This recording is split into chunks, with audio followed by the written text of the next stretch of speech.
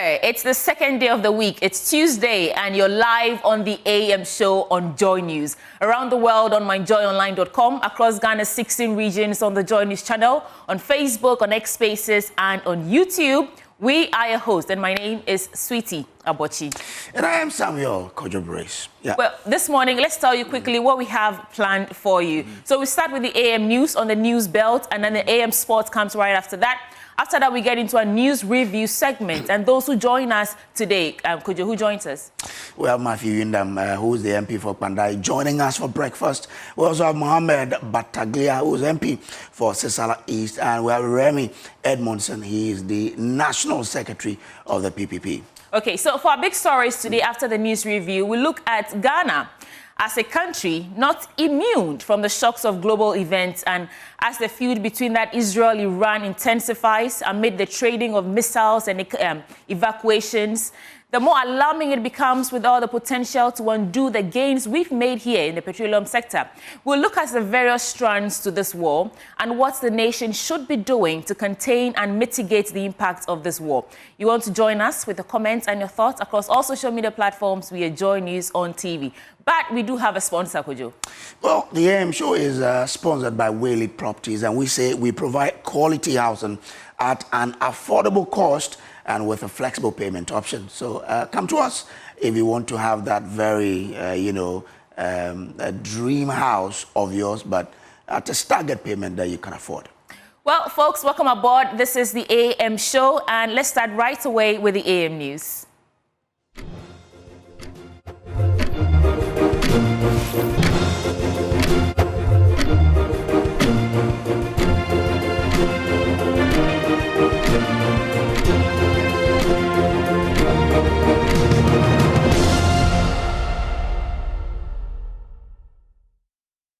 Hello, I'm Sweetie Abochi, bringing you AM News now.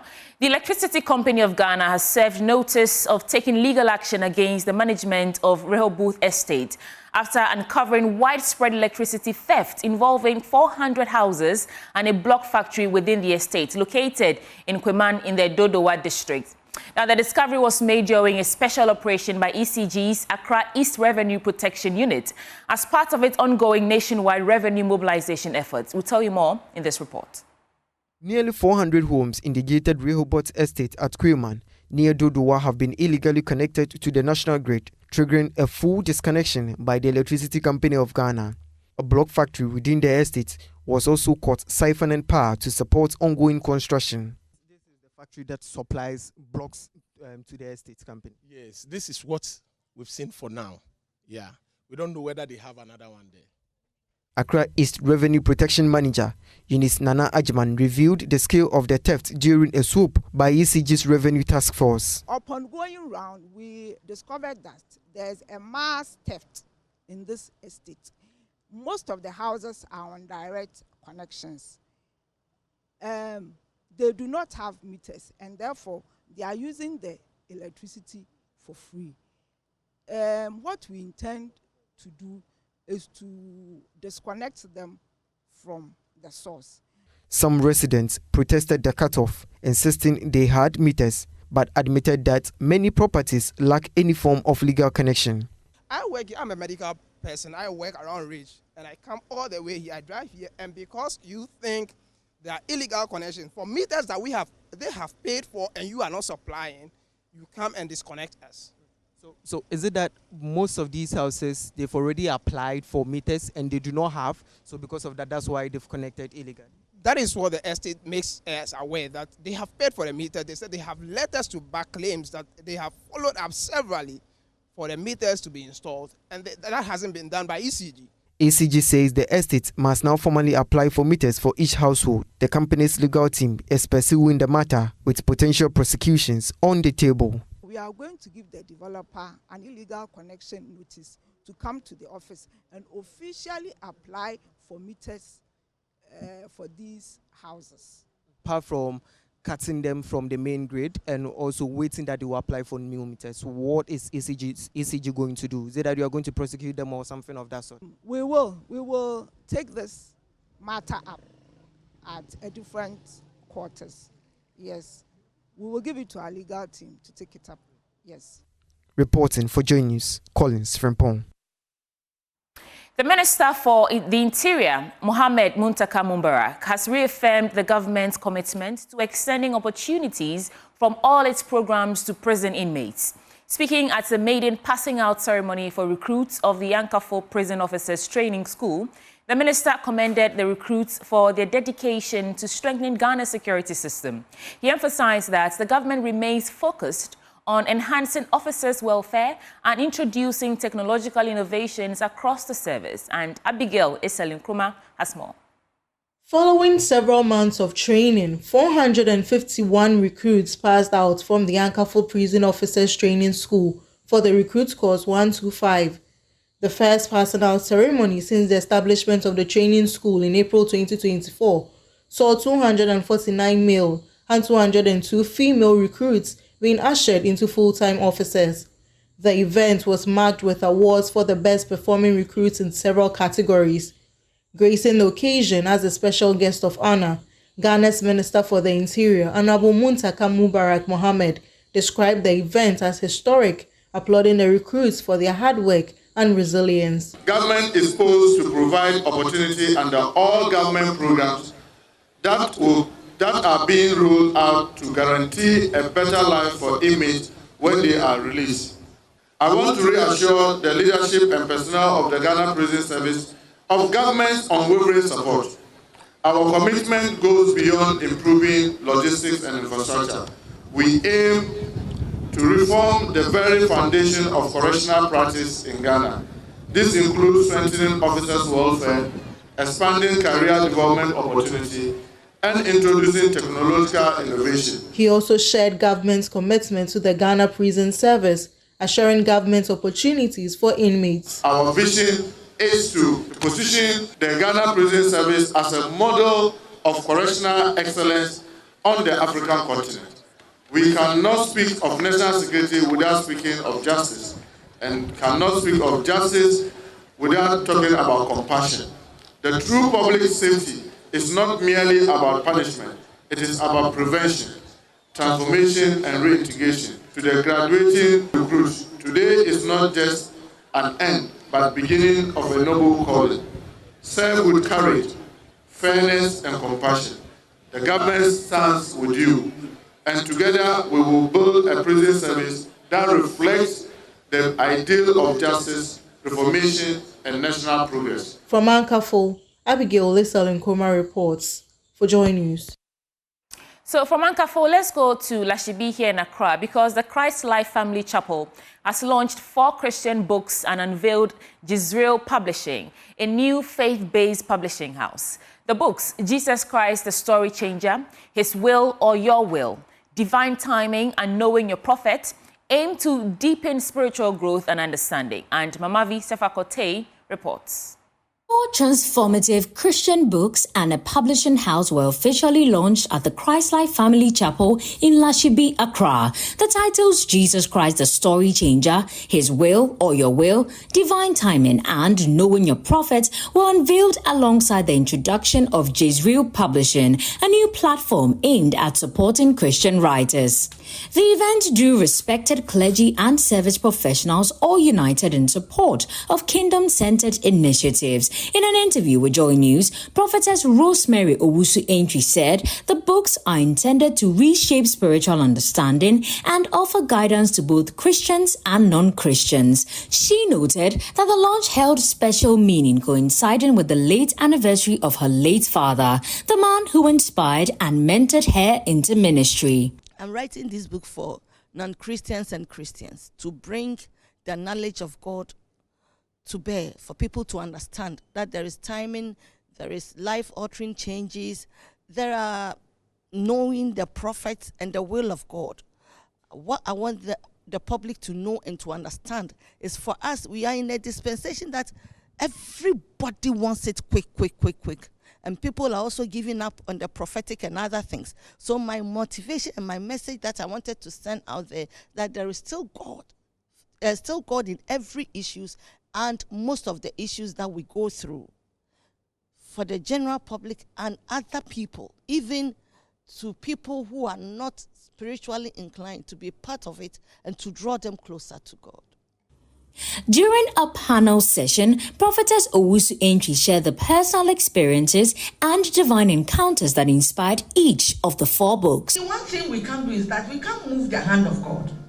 When it's not time, you can cry. I needed the fruit of the womb for 15 years. What didn't I do? I cried, somersaulted, jumped, did. But when the time I was sitting my somewhere, and it just happened.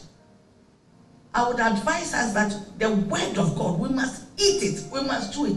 Even Jesus, his birth was prophesied in Isaiah.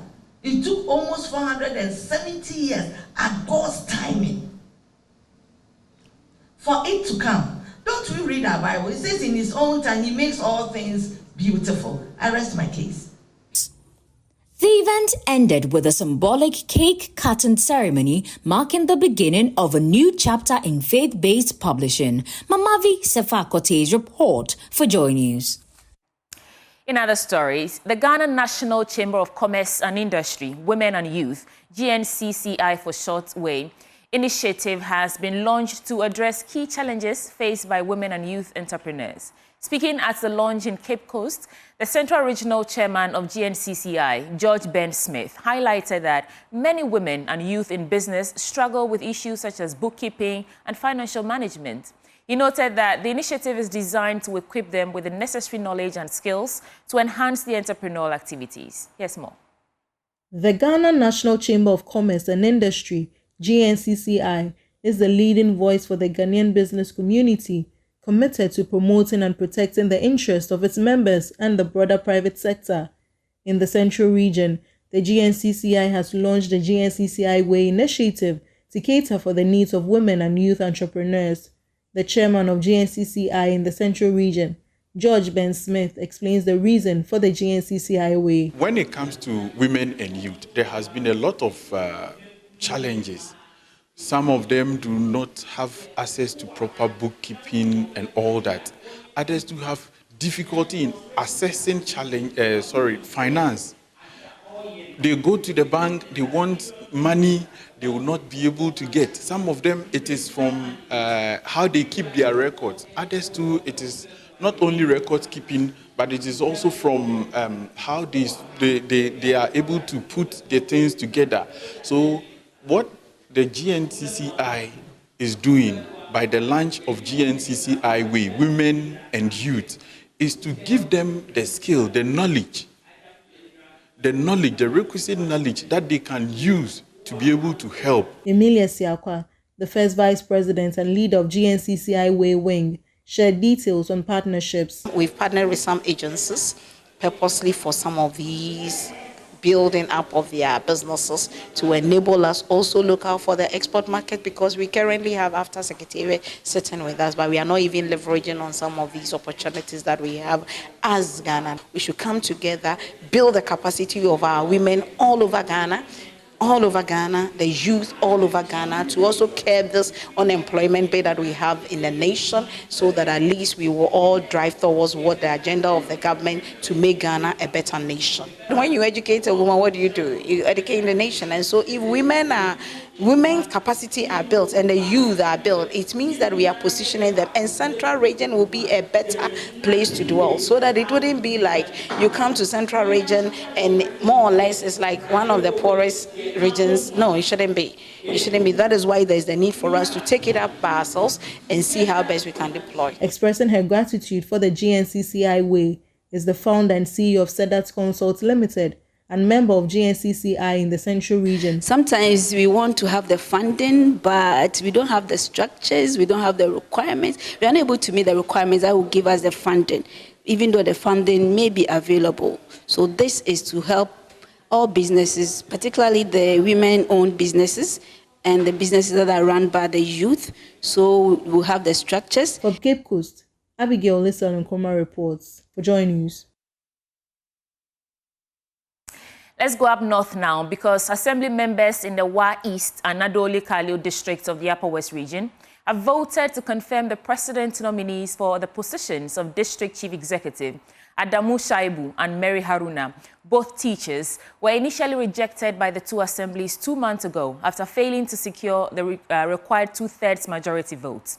However, they were re-nominated by President John Dramani Mahama a few weeks ago and have now been successfully confirmed by the assembly members. Two nominees of President John Dramani Mahama for the position of District Chief Executives for Wa East and Nadole Keleu, Adam Saibu and Mary Haruna, were outrightly rejected by the various assemblies 2 months ago. They were the only nominees of the president out of 11 in the region who failed to garner the needed 2/3 yes votes to be confirmed by the local legislatures. They could not even garner 50% of the yes votes to enable them have another bout of voting, hence their rejection. The duo, however, had another favor from the president, and he renominated them for an encore at the two assemblies. First was the West District Assembly. Wearing a short-sleeved kaftan of a black wallaby shoe, Adamu Shaibu, seated on the front pew of the voting hall, wore frown, but few occasions attempted to force a smile. At least he has been at this stage before and was rejected. He watched in silence as the presiding member of the assembly, Timothy Mbenaba, fumed with rage over allegations of members demanding for unspecified colossal amount of money before they confirmed the nominee in the previous meeting. The question to ask today is that, so today, if we confirm our own brother, does that mean that we have not been given enough money? How much money is enough for a person? That we really find it distasteful.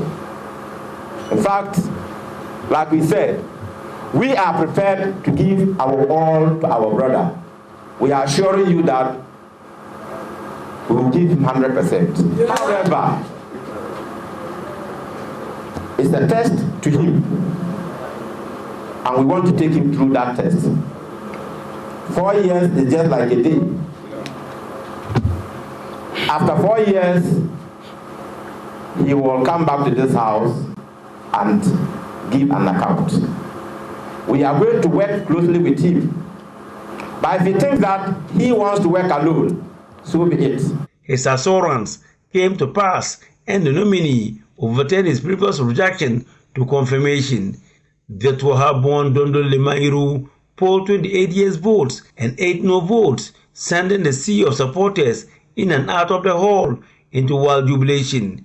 He was quickly sworn into office by Upper Social Minister Lawyer Charles Wonga Pozum. Adamu Saibu then spoke of his commitment to implementing government policies to better the lives of the people. I urge all colleagues to rally behind me for us to reset and improve the living conditions of our people through the implementation of government policies and vision of His Excellency John Dramani Mahama. Next was Mary Haruna, the president's nominee for the Nadole Keleu district, the only female MDC nominee of the president. She was rejected a couple of months ago because of the differences in the political power blocks in the constituency.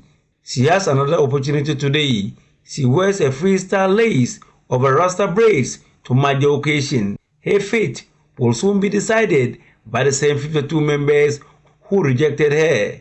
The position, at least, is not for the faint-hearted, knowing what lies ahead. Mary Haruna, however, maintained a forward gaze. In the end, she pulled through, polling 46 yes votes. I will actually serve our constituency wholeheartedly. My main purpose will be to unite the Nadole Keleu constituency. And for that matter, I call on everyone to let us do this together. Like her counterpart from the Wa East district, Mary Haruna was also quickly sworn into office. The swearing in of the duo meant that the region now has its full set of MDCEs and ready for the reset agenda of the government. At least, Lawyer Charles Wonga Pozum will be feeling better than the months before. Reporting for Joy News, Rafiq Salam, Fonsi. Well, in education, the minister says a BEC candidate who arrived late to an exam center after being involved in an accident will be given the needed support after investigations are conducted into the incident. He gave the assurance during a tour of some examination centers in the capital, right here in Accra, together with the defense minister. There's more in this report. The two ministers, Education and Defense, had two major stops: the Garrison Basic School inside Burma Camp and the La Salem School in La. They were there to inspect exam conditions and encourage candidates writing this year's Basic Education Certificate examination.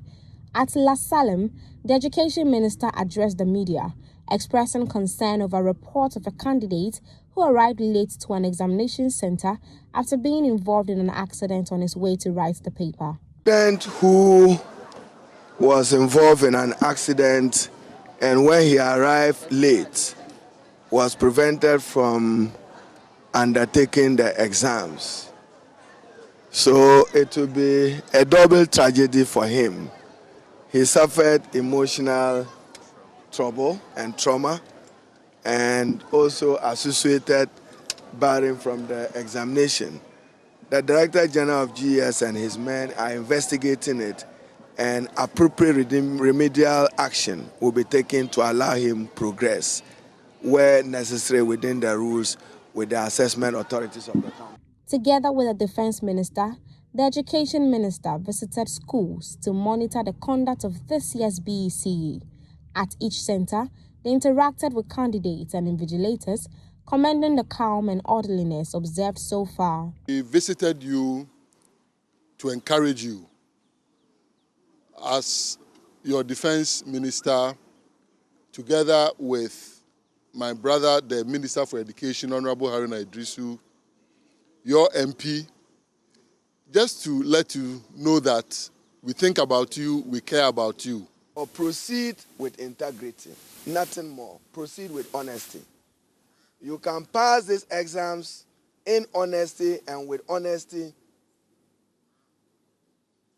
and tomorrow you provide leadership for this country in honesty and with honesty. The examination officially ends on Wednesday, June 18, with Islamic students writing Arabic as the final paper. Well, all the best to the students who are still writing the BEC. And that takes us into a business update now with Samuel Kojo-Brace.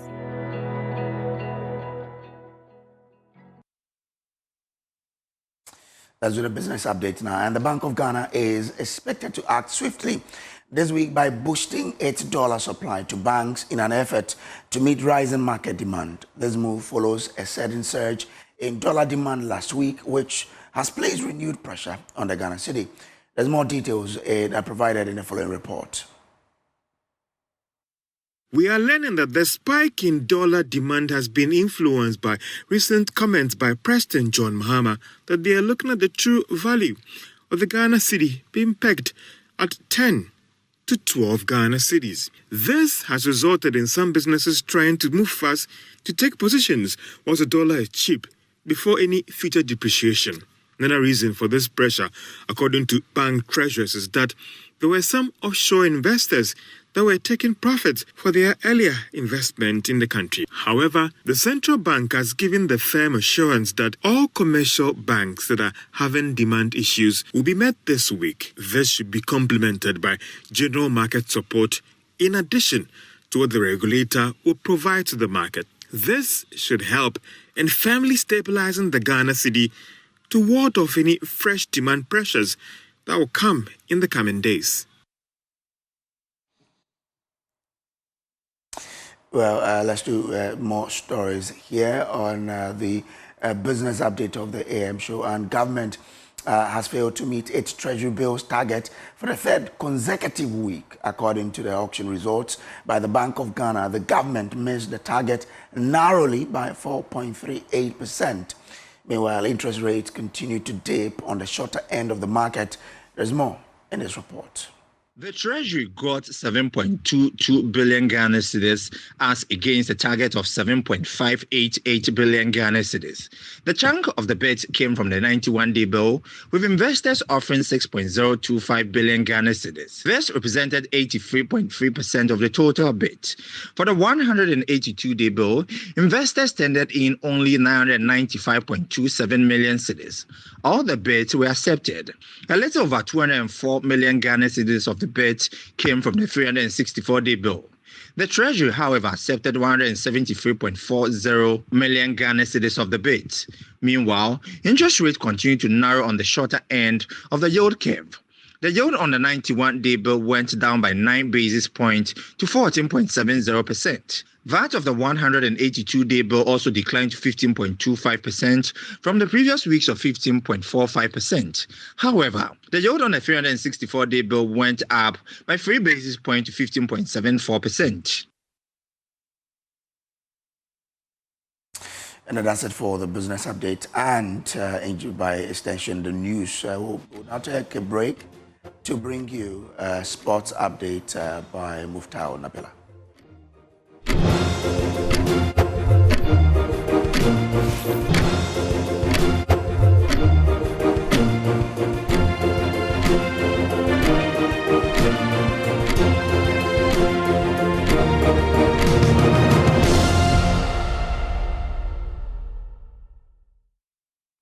Good morning. We bring you sports now on the AM show. I am Muftao Nabila Abdullahi. President John Dramani Mahama has revealed that the decision to build the Bukom Boxing Arena was an idea that was meant to create what he calls the Bukom Academy. According to him, the previous government did not continue the dream of realizing the Bukom Academy, and he is ready to ensure that that Bukom Academy is brought back to life to ensure that the development of the sport in the country is prioritized. Unfortunately, over the years, things have gone down, and that's what we try to revive by setting up the Bukom Boxing Arena. It's actually an academy because it's got hostels, it's got classrooms and all that. And the intention was that we'll scout and look for young talents all across the country and bring them to live and train there and go to school at the same time, you know. And so we're going to have teachers teach them so that they don't miss on their lessons and all that. Unfortunately, after I left office, that dream, you know, was put on hold. But we have the opportunity to take it up again. My one regret is I didn't build it bigger than it is now. I realized that. I thought that 4,000 was enough to come and see a boxing match, but it looks like we need a much bigger arena to contain the new interest that is coming up.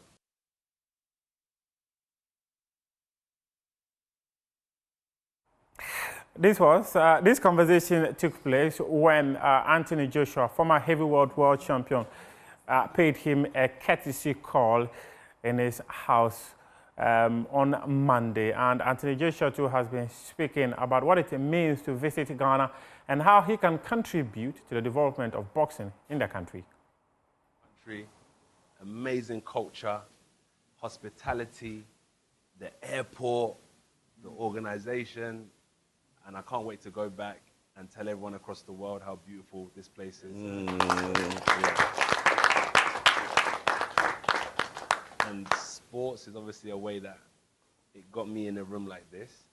So I understand the importance of, you know, talking with my fist, but also how influential sports can be and the type of rooms you can get in. So I've been calling friends, speaking about ways that we can bring investment into Ghana, we can bring investment into Africa, because I understand some of your policies and what you're trying to do. And from a sportsman, I understand sports is short-lived, and then we cross over into business. So I'm also branching out into that sector, and I understand that there's certain things that we can bring from sports and our connections across the world, and how we can connect Africa to the rest of the world through sports. So Sharaf, amazing man, thank you for bringing me here. It's much appreciated, and long may Legacy Rise continue. Yeah, thank you.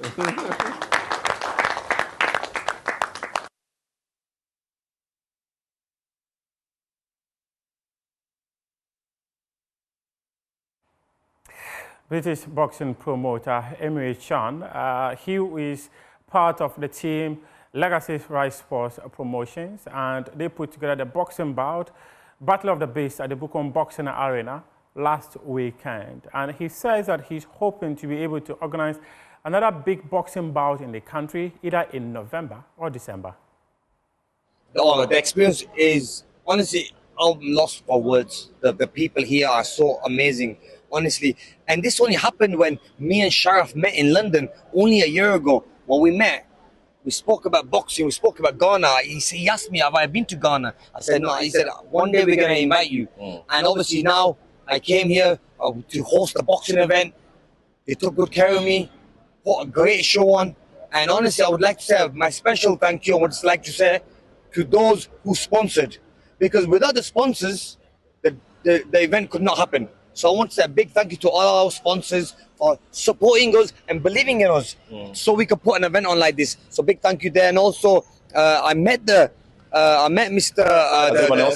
Azuma Nelson, the great champion, the legend in sport of boxing, in Ghana. Yeah. He was amazing. He gives a big hug and a smile. Yeah. And that guy, what a legend he was. Yeah. And then not only him, met Mr. John Mahama, the president of Ghana. What a great guy he is. We had a sit down, we had a chit chat, and the vision he has for Ghana is amazing. Honestly, like, it really impressed me when I met him. So I'm really fond of him. I think he will do many great things in Ghana.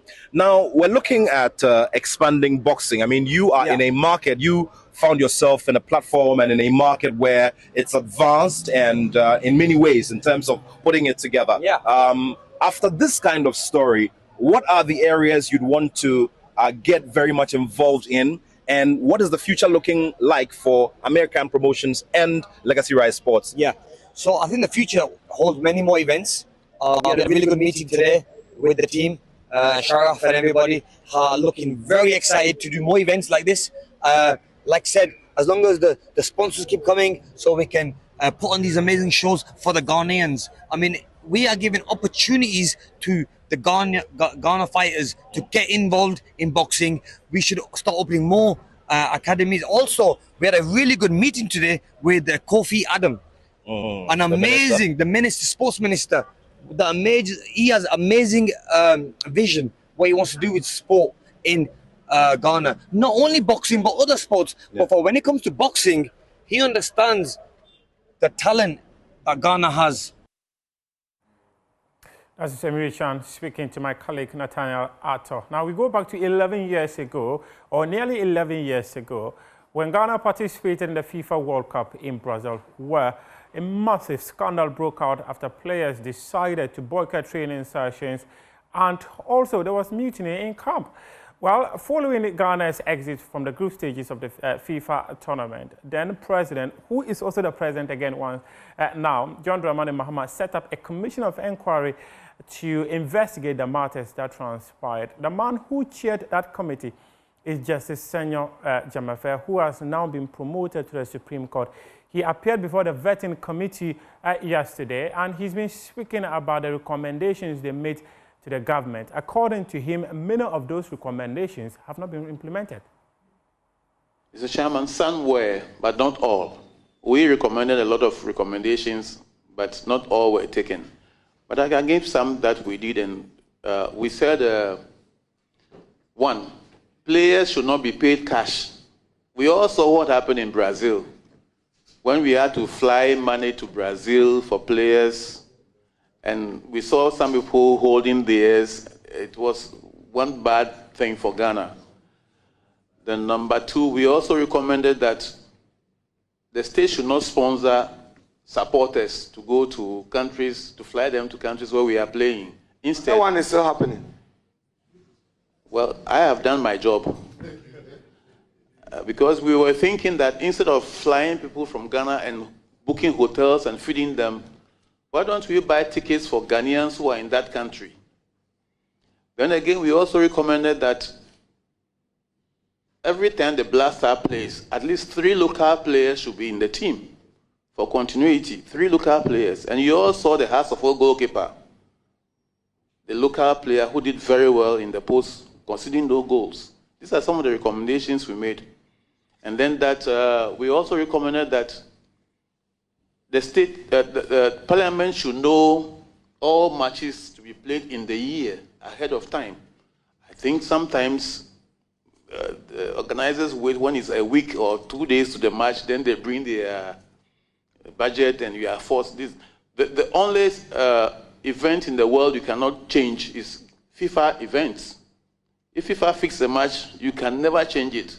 You are forced to find money. So we recommended that matches should be, the state should know far ahead of time so that they can prepare towards those matches, not to wait till 2 days and then they bring you a budget. You have to, by all means, find money and send the players. These are some of the recommendations we made. We talked the Women's African Cup of Nations. That will be starting in the first week of next month, which is July. And head coach of the Black Queens, Kim Lass, he has named a provisional squad for the tournament. And these are the players who have been called up. Goalkeepers, we have Cynthia Findip Conlan, Efia Emenyakun, and Kerry McCarthy. For the defenders, we have Anastasia Echia, Portia Boachi, Nina Noshi, Josephine Bonsu Comfortiebua, Susan Amadia, Ernestina Bambila, and Louisa Eniwa. For the midfielders, it's great Asantua, Jacqueline Owusu, Jennifer Kujo, Evelyn Bedu, Nancy Amo, Chantel Hoka, and then Stella Nyamiche. For the forwards, we have Princess Malfo, Sharifa Sumaila, Alice Kusi, Abigail Kofi Kim, Princella Adubia, and Doris Buedua. And Doris Buedua, she was adjudged the Women's Footballer of the Year in the recent Ghana Football Awards held on Saturday. These are the provisional squad or provisional players called up by the head coach of the Black Queens ahead of the Women's African Cup of Nations that will be taking place in Morocco. And also, following the final of the FA Cup that took place at the University of Ghana Stadium, the head coach of Golden Kick, he's been sanctioned by the Ghana Football Association for comments he made after the game, saying that it was the referee who decided the outcome of that match. Now, let's take a look at what the Ghana Football Association prosecutor said in their statement. He said that Golden Kick head coach Neil Parker Hansen has been charged with a breach of the Division 1 league regulation following his post-match conduct after the MTN FA Cup final between Golden Kick FC and Asante Kotoko. It is alleged that his post-match commentary on the match officials constitutes misconduct that brings the game into disrepute. He has until Wednesday, June 18, 2025 to respond to the charge. And also, some players too have also been charged by the Ghana Football Association. So let's take a look at that as the Ghana Football Association continue to come heavy on people they believe are bringing the image of the game into disrepute. And they say that Golden Kick, that is the club itself, it has been charged with breaches of the GFA Disciplinary Code 2019 and this is one league regulations 2019 following their FA Cup final match against Asante Kotoko. It is alleged the supporters of Golden Kick threw objects onto the field of play during the match. Further, the club is alleged to have made social media commentary on the match officials, which brings the competition into disrepute. Golden Kick FC have until Wednesday, June 18, 2025 to respond to these charges. So their coach and the club all have until tomorrow to respond to the charges by the GFA prosecutor for bringing the image of the game into disrepute. And tomorrow, June 18, we'll bring you that exclusive interview between my colleague Daniel Cranton as he sit down with Baba Abdul Rahman. You haven't heard from Baba Rahman in a long while. For like the last 3 years or so, he hasn't kicked a ball for the Black Stars. And we are fortunate to have gotten him to speak to us. And tomorrow, we'll bring that to you here.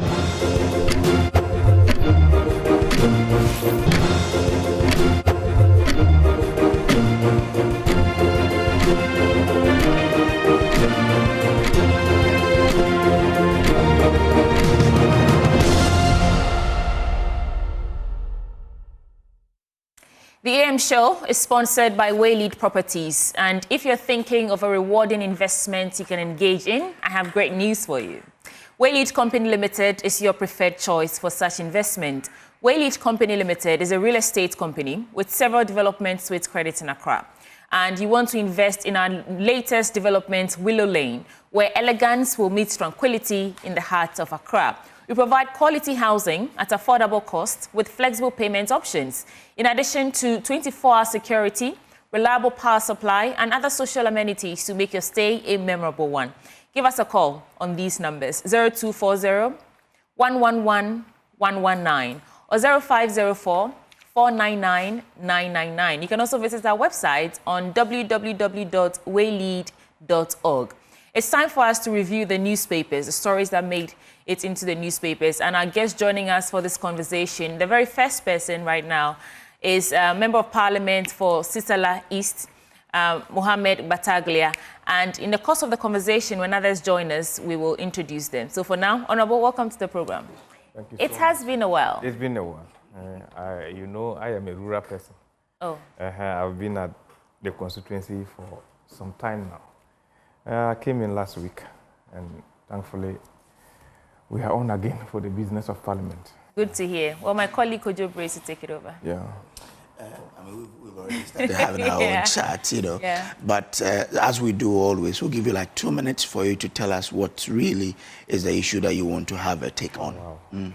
Thank you so much, Kojo. And may I use this opportunity once again to say a very good morning to you and your cherished viewers across the globe.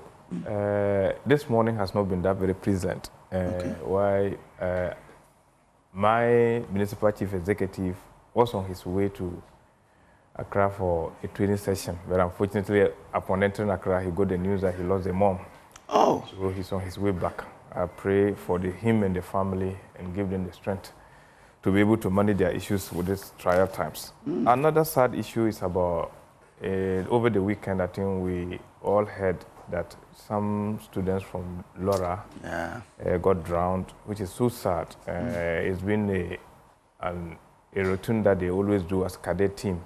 But unfortunately, on Saturday, what happened wasn't that pleasant. My heart drove up to them, the family, the school.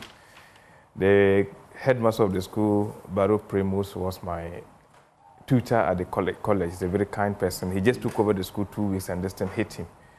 I'm praying that he's so that strong to be able to manage the issues that have confronted him. But lastly, it's also to talk about, I'm sure today, over 600 children will be coming out of the BECE examination. And in my constituency, we have 1,295.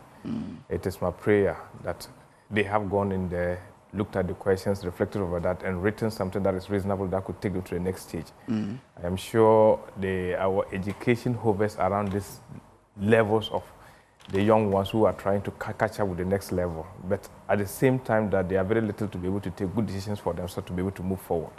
It is our prayer that the hard work being put in by the parents, the teachers, and all stakeholders should be able to give them the right guidance to carry themselves to the next level. We want to see responsible leadership taking over from us when we are not there. Thank you so much. Solid. Well, Sweetie, I have the Daily Graphic. Okay, let's go. I also have the Independent. The New Independent. I also have the Catalyst. On the front page of the Daily Graphic, it says, at parliamentary vetting of justices, Jamafe back Supreme Court in North. We also have teachers aiding candidates to cheat in BEC worrying. That's according to WAEC. New CSD depository post-trade infrastructure go live. And abolish justices sitting as additional judges. Justice AJ Advocate. I don't know what you have on your front page. Yeah, for the Ghanaian Times front page, gunfire rocks Sunyain over renewed chieftaincy conflict. Supreme Court nominee justifies, that is Judge, I think, Jamafe, justifies the establishment of public tribunals.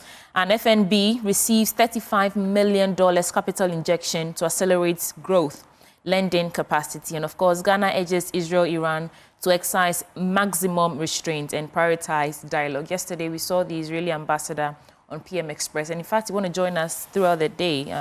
We'll bring you details on that. So let's get into, I think I want to start with this story here in Sunyani. Okay. I mean, public interest. Renewed chieftaincy conflict. And the story is right here. It says, there was a fierce gun battle at the Sunyani Manhene Old Palace at Sunyani of the Bono region between private security guards of the Queen Mother of Sunyani, Nana Aso Dua Breye II, and embattled Sunyani Mahene Boahin Koko III on Monday dawn, just yesterday dawn, and the clash followed renewed chieftaincy conflict between the two sides over who is the rightful claimant of the Sunyain stool. And the Ghanaian Times gathered that the Queen Mother security, numbering about 90, attempted unsuccessfully to break into the old palace to enable them have access to perform the necessary customary rites. This isn't the first time we're hearing of chieftaincy issues and conflicts spiraling into something that, you know, near catastrophe. But let me add just one more story and then we can discuss. There's a story here about Anthony Joshua. We dealt with that in sports. Right. Supreme Court nominee justifying the establishment of public tribunals. So the president's nominee to the Supreme House, Justice Senyo Jambape, has expressed his support for the establishment of public tribunals. And according to him, this is the only way to expedite action towards reducing the workload on the normal courts. So these two stories this morning. Mr. Battaglia, where are you starting from? Well, let me take it from the Sunyani issue. One would say the African naturally, to me, that's my understanding and personal view, that we were created by God to be a communal society where we have to act as a group, as a family. But at a point, well, it's good, but modernity is also trying to make us a bit individualistic, where we focus on ourselves and try to macro-manage everything. Trust me, before, I got the impression that politics was our bane of our disunity. But it has moved from politics to more of chieftaincy and land issues. And that is creeping deep into the society, which is very bad. It's not just in Sunyani, it's across many societies in our country. In my place like this, if you go, there are a lot of communities who are over 20 years without chief. Wow. Because it's been, even at the point where they even get one chief, it will be a dragon for the rest of his life until he dies and another issue comes. So this is something that we need to be able to look at critically. Because the more we begin to emphasize on our individual without looking at the collective good of society, it rather serves as something that brings us back and not rather propelling the development of the area. People are interested in coming to Sunyani. Sunyani is a good place, a very cozy area that people want to invest in. But once these things are there and people are not safe, I am sure most of the investment will not find place. We've seen similar things in around Upper East in Boku, which has been a long-standing conflict that has moved even government workers who are supposed to be saving lives out of that place. As I'm talking to you today, even in Boku, where we do not have even a police post now because they only have patrol people who are there. If you have a case with somebody, there's no police station for you to attend to. It is my prayer that we don't allow these issues to creep into that very deep conflict side that we cannot manage. Because the country, by some levels, lose a lot of resources through this. Even trying to put the military people there or the security post there to be able to manage these issues, not let alone talking about the development of that area, the economic issues that will be halted in that area. All that should be taken care of. It should be looked at very strongly and make sure that families should begin to look at issues. We should begin to see ourselves as one. The essence is to be able to give governance, the essence is to be able to lead, the essence is to be able to propel development of the area. We are all seeking the good of our people. This shouldn't be something that should tear us apart to the extent that we have to be shooting at ourselves and not in different people. This is not a good spectacle, and I think that... You mentioned something that brought to mind the National Peace Council. You know, this falls under their purview, right? I'm wondering, would you say they're doing, are they as visible? Are they doing the work that, you know, that council was established to do? Because I think that these are issues, the thing you said was that it's not just Sunyani, and rightly so, it's everywhere. Are they actually being intentional with dealing or de-escalating these conflicts so that they don't, you know, become something? I think you need to tie it in with the National House of Chiefs as well. That's true. Even the regional RECSEC, you know, the RECSECs as well. What are we doing about this? Yeah. Sweetie, I think on a very lighter note, I think that you can compare their functions or impact to that of what the ECOWAS. When we are faced with that, to be honest with you can compare that. Because they are there as bodies that are supposed to be able to give that direction. But trust me, I am not sure much has been done to achieve the aim. And like I said, we should be able to up our game and make sure that at least people should be seen to be treated fairly. We should recognize people and understand that, yes, this is us. Before even chieftaincy, we have a system that was governing us until the colonial brought issues about chieftaincy. So I think that as a people, we can do better than we are doing now. Because to be honest with you, what is happening, it doesn't augur well for this country. It's not just in Sunyani. We have several experiences where I am coming from in the Sisala land. We have quite a number of places where we are still struggling to have chiefs. You see family issues happening. Just now, it's not even between different factions or different sections. It can sometimes be between the same family, yet you still have the disagreements of abound. So we try to look at it. And like you said, it is my prayer that the Peace Council, talking about the chieftaincy institutions, should be able to look into some of these things and at least make sure that justice prevails, fairness prevails, and when that trust comes in, I'm sure we should be able to nip these issues in the bud. But as you said, this transcends Sunyani and your area. When you mentioned that a community can be without chief for 20 years, I thought about the Western region in Second D. I'm sure you know Second D, you've heard about it. They have been without a chief for close to that time.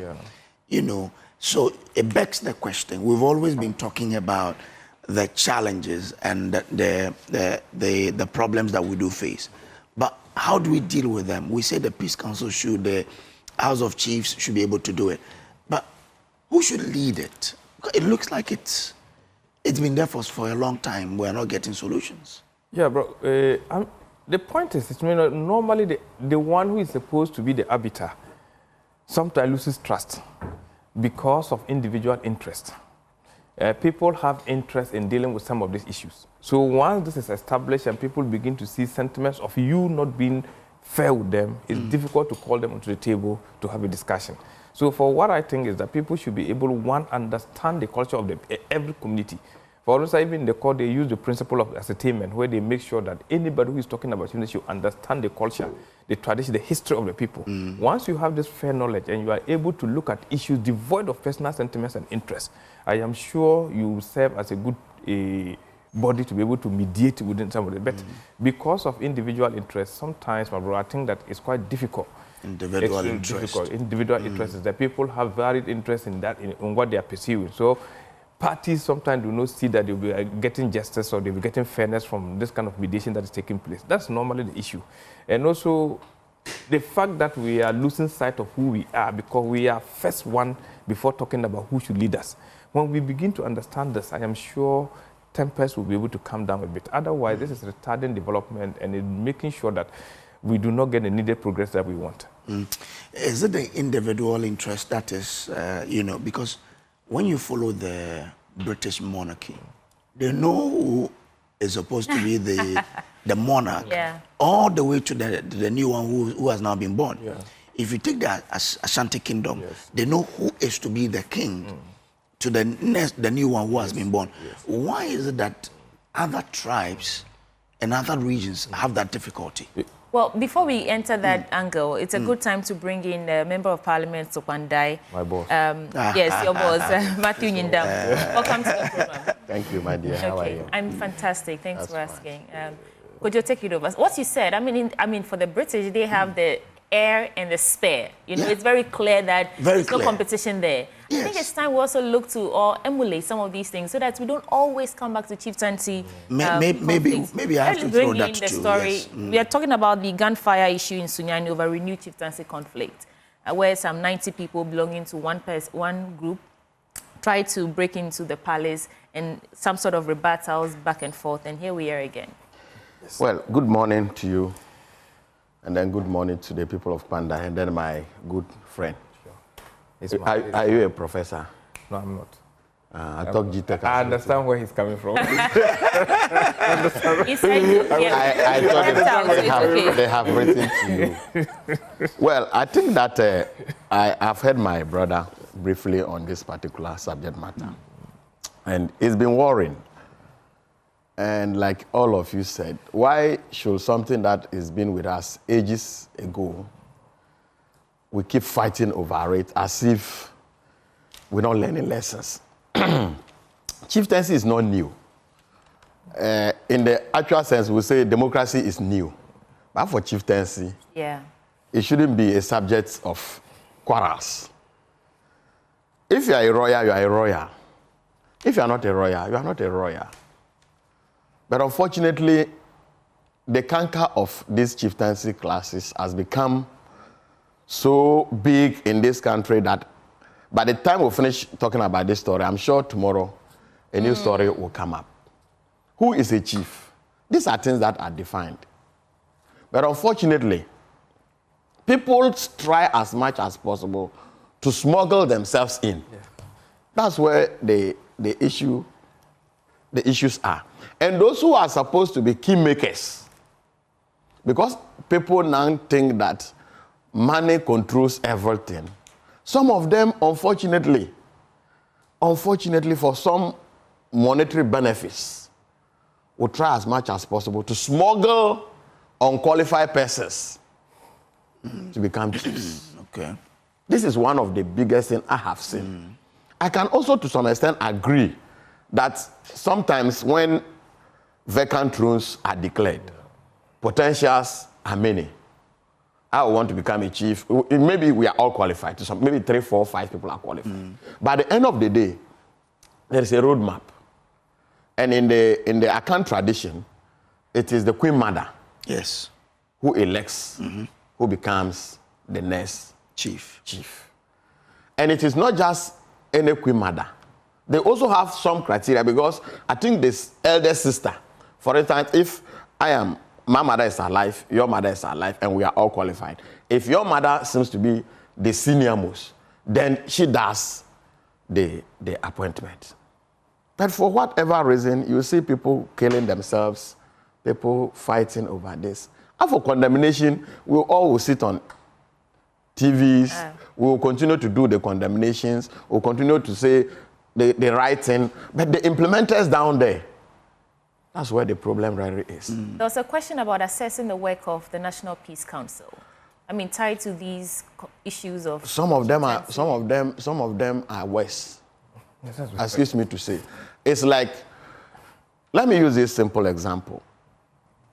If you become an MP today, you are a first-time MP, your prayer is that the party should protect you, you should not be contested.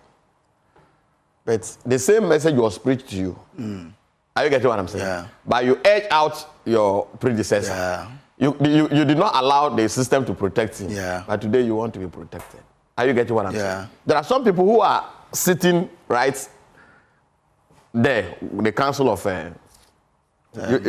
you said Peace Council. Peace Council. I got it. Okay, Peace Council. I think I want to get. What are you talking about? I was talking about the National House of Chiefs. Okay, that's okay. I think that's the angle. Exactly. That's where I was coming from. As for Peace Council, it's a good call, to be honest with you. And if you go to every district, every region, they have subsets. Yes. Of Peace Council, which includes all religious bodies, being it Islam, Christian, or whatever. They have that group that can also mediate for peace. They can always mediate for peace, but they cannot mediate or select who becomes the chief. The chief.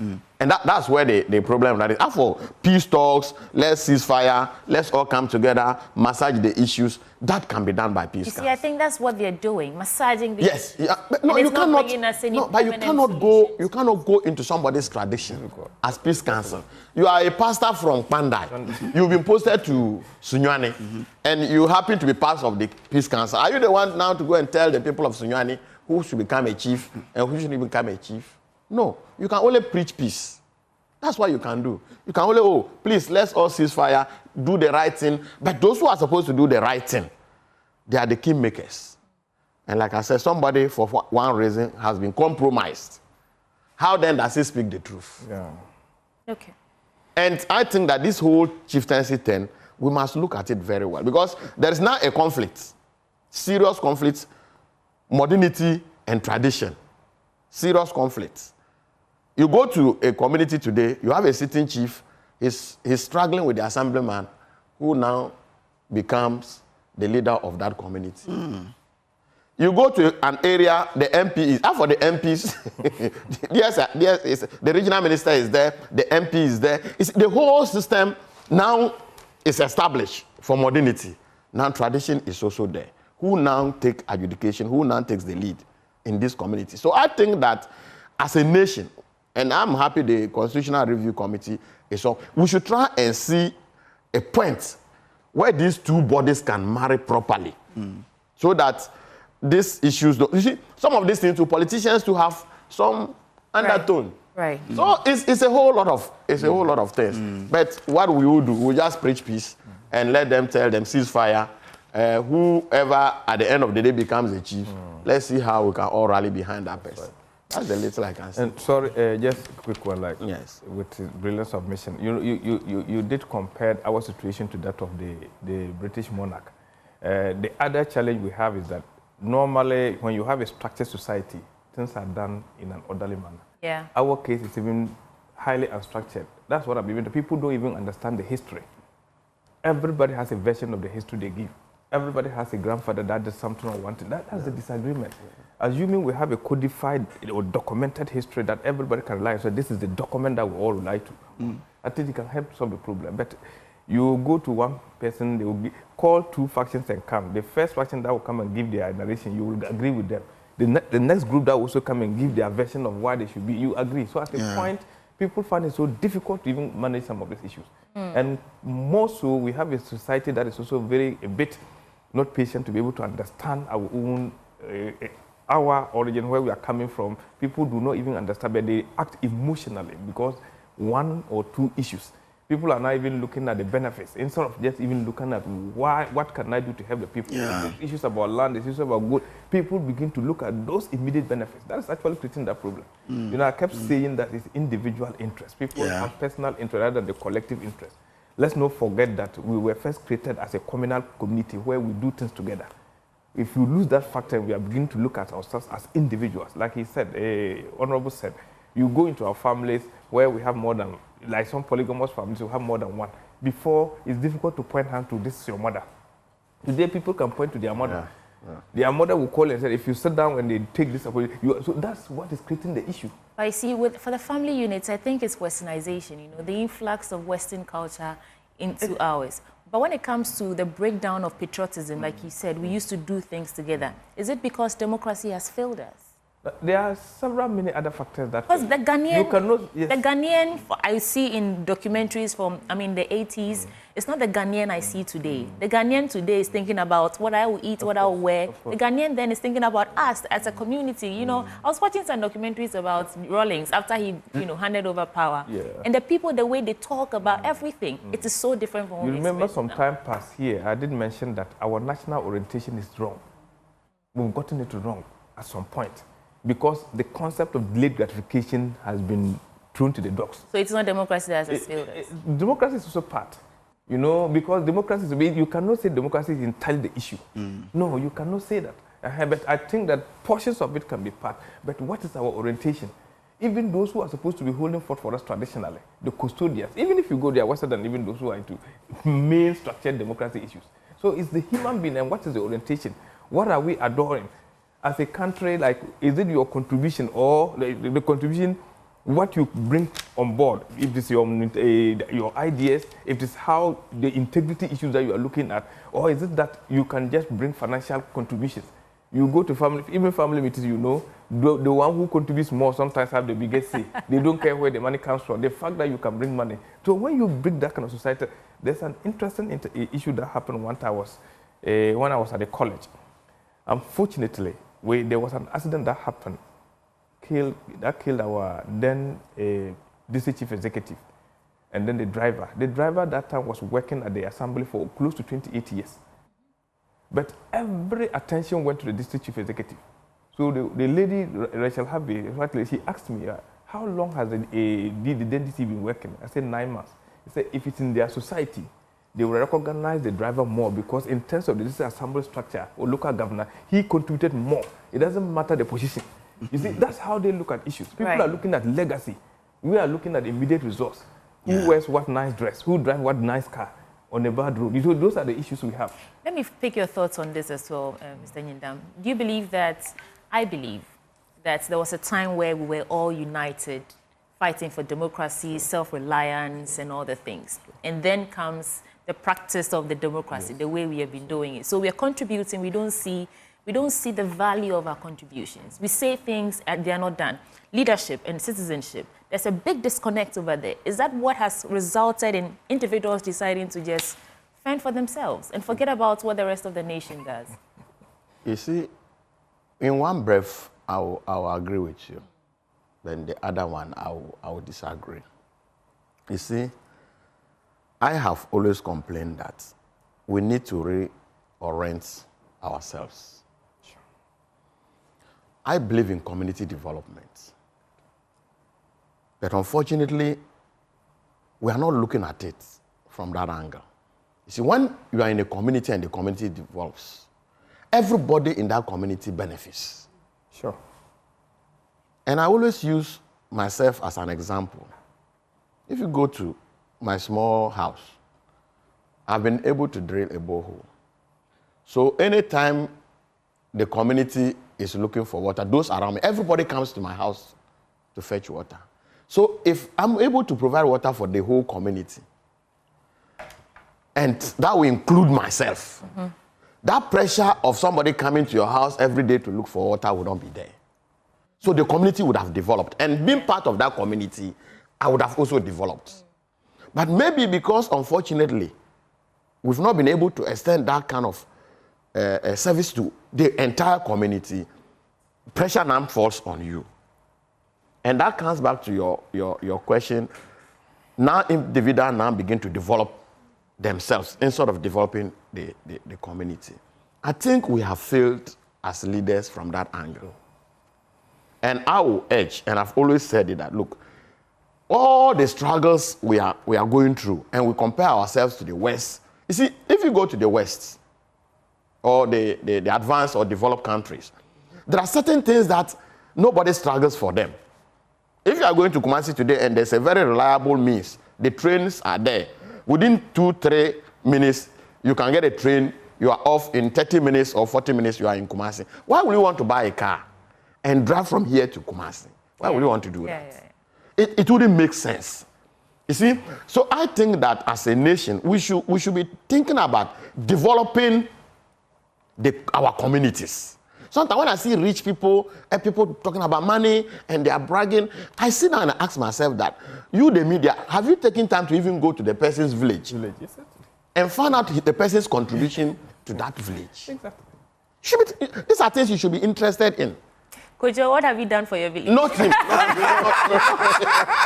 Kojo, I'm talking about. Because Kojo is not having, he's not talking about cash. There are people, look, it's not for nothing that God brought you from that village. God has brought you from a village for a reason. So if you are able to make it, the first people to benefit from you should be those people. And we should be measuring people from their contributions from their homes. Yeah, it's not a funny story I'm telling you. Take it up. Let's dig back to people. Even people who say they want to become presidents. There's people who say they want to go to their homes. What has been your contribution? Take the cameras. Take the what is that? Your microphones. Okay, assess them. You see, that is the only way we can turn away from this individualism to community development. I believe that sincerely, democracy to some extent has weakened us. All right. Are you getting me? Okay. I mean, the extended family system is broken down. Each man for himself.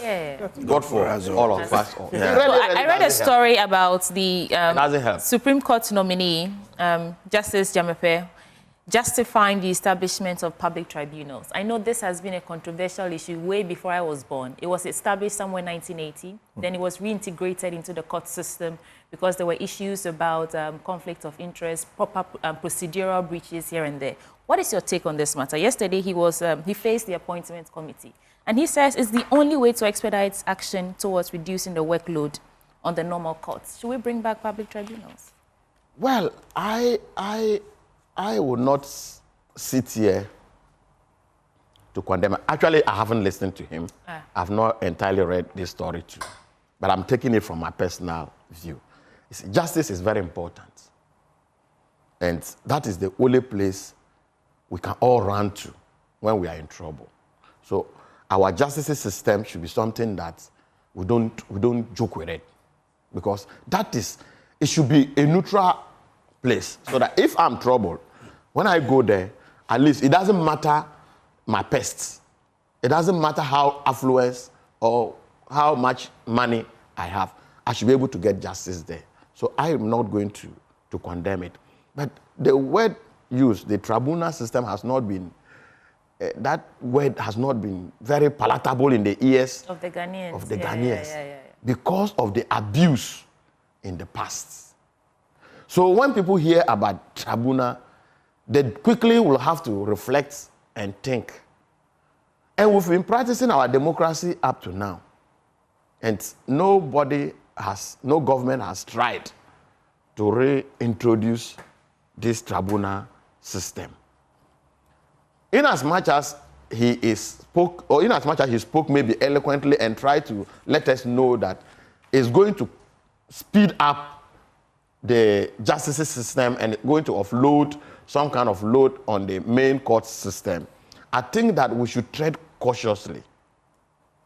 We should tread cautiously in reactivating some of these tribunals. Because if one innocent person is jailed, it's more dangerous. More dangerous. But we are jailing innocent people. It's more dangerous. But I, like I said, I am not quick to condemn it. I'm not quick to say I'm for it, but we should tread cautiously. Okay. Yes. But Honorable Battaglia, now if you look at he is comparing two different eras. Yes. So one era is the military junta, right? Yes. That's when the public tribunal sent a certain message to people. But in the democratic dispensation that we are practicing, can we find space for a public tribunal? Yes. And how can we make it work effectively without not putting that kind of fear in people? Yeah. Exactly. So I think that my senior is justified with the kind of fear he expressed. Because human institutions, sometimes people can act emotionally instead of looking at the reality. But that notwithstanding, I think we've also traveled far. And we think, to me, I think that I am a bit in sync with what Justice Jamafe is saying, that we can find space because if our courts, even that are concentrated so much on the rule of law, using their expertise, still even make mistakes. And sometimes we have people who are convicted for offenses that they've not committed. So if there's any opportunity for us to be able to relook at this and making sure that we put the right steps to make sure that we control their activities and they should be able to support the court system, the regular court system, to be able to expedite some of the cases that we have. People are in remand for about 8-9 years and not seeing what is ahead of them. That is something that we can look at. Trust me, you should see even the concept of tribunals to be able to bring another system to complement that of the regular court systems. In drafting our constitution, we didn't just leave it in the hands of lawyers. We are able to collect views from several people. And the principles of law is that anything you are doing, it should be reasonable. The ordinary person working on the street should be able to relate and say that if given the opportunity, this is how I'll look at it. You don't only have to focus so much on technicality. He even made a point. He said law is about 20% technicality and 80% wisdom. We have people who have great wisdom in this country. When you give them an issue to look at, without even going to the law school or reading the law books, they will be able to advise you accordingly for you to be able to take a decision that is fair and just to people. So to me, I think that it's a good call that we should look at, because we have come so far that we should be able to look at issues devoid of the past experiences, even though that serves as a guiding principle for us. But how do we ensure that we don't repeat the mistakes of the past? For instance, our society today is well informed as compared to today. It's not just Ghana; it's about global issues. Today, you cannot just do something and sit looking at it, making it look as if it's just you. No. I think that we have come so far such that whatever we do today, the world is looking at us. We have been able to put much more structures. We can do checks and balances. We should be able to make sure that it goes through a process, a chain, that people can verify. The society is there to look. So it won't be that easy. That's why even then the politician can take people for granted. Today's politician cannot take people for granted, because people are well informed. People know what they are about. They will only be quiet and watch you, but at the right time they will take judgment against you. So I'm sure the processes too are there. Once they bring out the judgment and complement, the process will be set out. If you are not satisfied with it, you can also take one or two or three steps to be able to seek for review on it. So it's a good thing that we should be able to look at. Anything that is coming to augment, I think that, and make it better, I support it. Mr. Hindam, when it comes to, I'm sure they will bring a bill to Parliament in that regard. What should Parliament do in making sure that we deal with your fears? You know, obviously when the bill comes, we'll be looking at clause by clause. What is it that will be injurious to the public or to all of us? What is it that we inure to our benefits? Yeah. All those clauses are going to be scrutinized. In this country, we have good laws, beautiful laws. If somebody tells you our laws are not good, I think that I would differ. Okay? But it's about the implementation of the law. Just like my brother rightly said. He said the 20% has to do with technicalities, but 80% has to do with what? Wisdom. Wisdom. That is where most at times people abuse the system. Like when I said, when one innocent person is jailed, my sister quickly reminded me that there are a lot of innocent people who are languishing in our jails today. There are people... Atta is... yes, about 20 years. Somebody has come to overturn it. But the person has already done 23 years. You get what I'm saying? Very painful. That's why when we the politicians, you see, we are running executive presidency. And maybe the Constitutional Review Committee will look at some of this. You see, when you have power in the hands of one person who can change everything, sometimes it is dangerous. I have said it on this your platform, and I'll keep saying it, that look, the judicial arm is the only arm that all of us can find refuge under. But unfortunately, today, if you go out there, people talk about how we are trying as much as possible, we the politicians, to politicize that arm of government. And if you listen to the vetting and the questions that were asked yesterday, most of these questions has to do with politicization. It is because we are witnessing it. The fear is, now that we are coming to open another arm, okay, how are we going to handle it? If even the top, the Supreme Courts, people perceive to be, it's been politicized, how much more those local, excuse my language, or the lower end of it? The interference might be too much. In the public tribunal. In the public tribunal. And he's talking about review. How many people have the courage that after losing from one end, I'm going to another end? And it is not easy to pay for the services of a lawyer. It's not easy. How many people have the ability? If the lawyer decides, okay, let me do it pro bono for you, then you are free to go. But if they want to charge you every single step, it's not going to be easy. Okay. But like I said, I am not against it. I am not for it. I think that whatever we can do to better the judicial system, I'm all out for it. But it is not about opening more. I don't believe that. Right. It is about dealing with the challenges that the existing courts are confronted with and making sure that we do the right thing. Isn't it? And for money can do everything. So will the minority go against this if it should come to Parliament? It doesn't. You see, let it come before. And when it comes, we'll take a position on that. But as I sit here now, this is somebody who has expressed a view. Although, if you look at the NDC, the manifesto and all those, they've talked about bringing back this tribunal test. But I am just saying that, look, when people vote for you, they've given you all the power. It is up to you sometimes to also reflect and implement what will be of use to the people. It is not every single part of your manifesto that you have to fulfill. Okay. It is not that. Some places you just said it for votes and maybe you are lucky you got some votes out of it. But whatever implementation we're coming to do, we should tread cautiously and make sure that at the end of the day, we don't bring back some memories Grace, I know you want to get into the paper, Yes. but are you sure it's not every part of your manifesto that you have to follow? You can't do At the end of everything. your term, It's not we everything, judge you based on the promises you've made You- and how many of them you've delivered on. Sweetie, Yeah. even God who created you, during your judgment day, it's not everything about you that you can account for. We didn't know this. Some, it's not everything that you can account for. Some God will even forget. All right. All right. I mean, you said it here on record. When the time comes and we are pulling out these sounds, you know that you said it. He made a beautiful statement regarding this, and I think that I'm just imagining, whilst he was talking, I was imagining that, can you imagine a tribunal system where they brought in my senior colleague Nyindan to be part? Though we might be ideologically different, but I see him as somebody who is more legacy-driven than ego. Yes, I'm not. I've seen that in him. That's why I like him. So he's somebody who looks at the issues as they are. I am sure in our society we can still find people like that and help deal with issues. Yeah.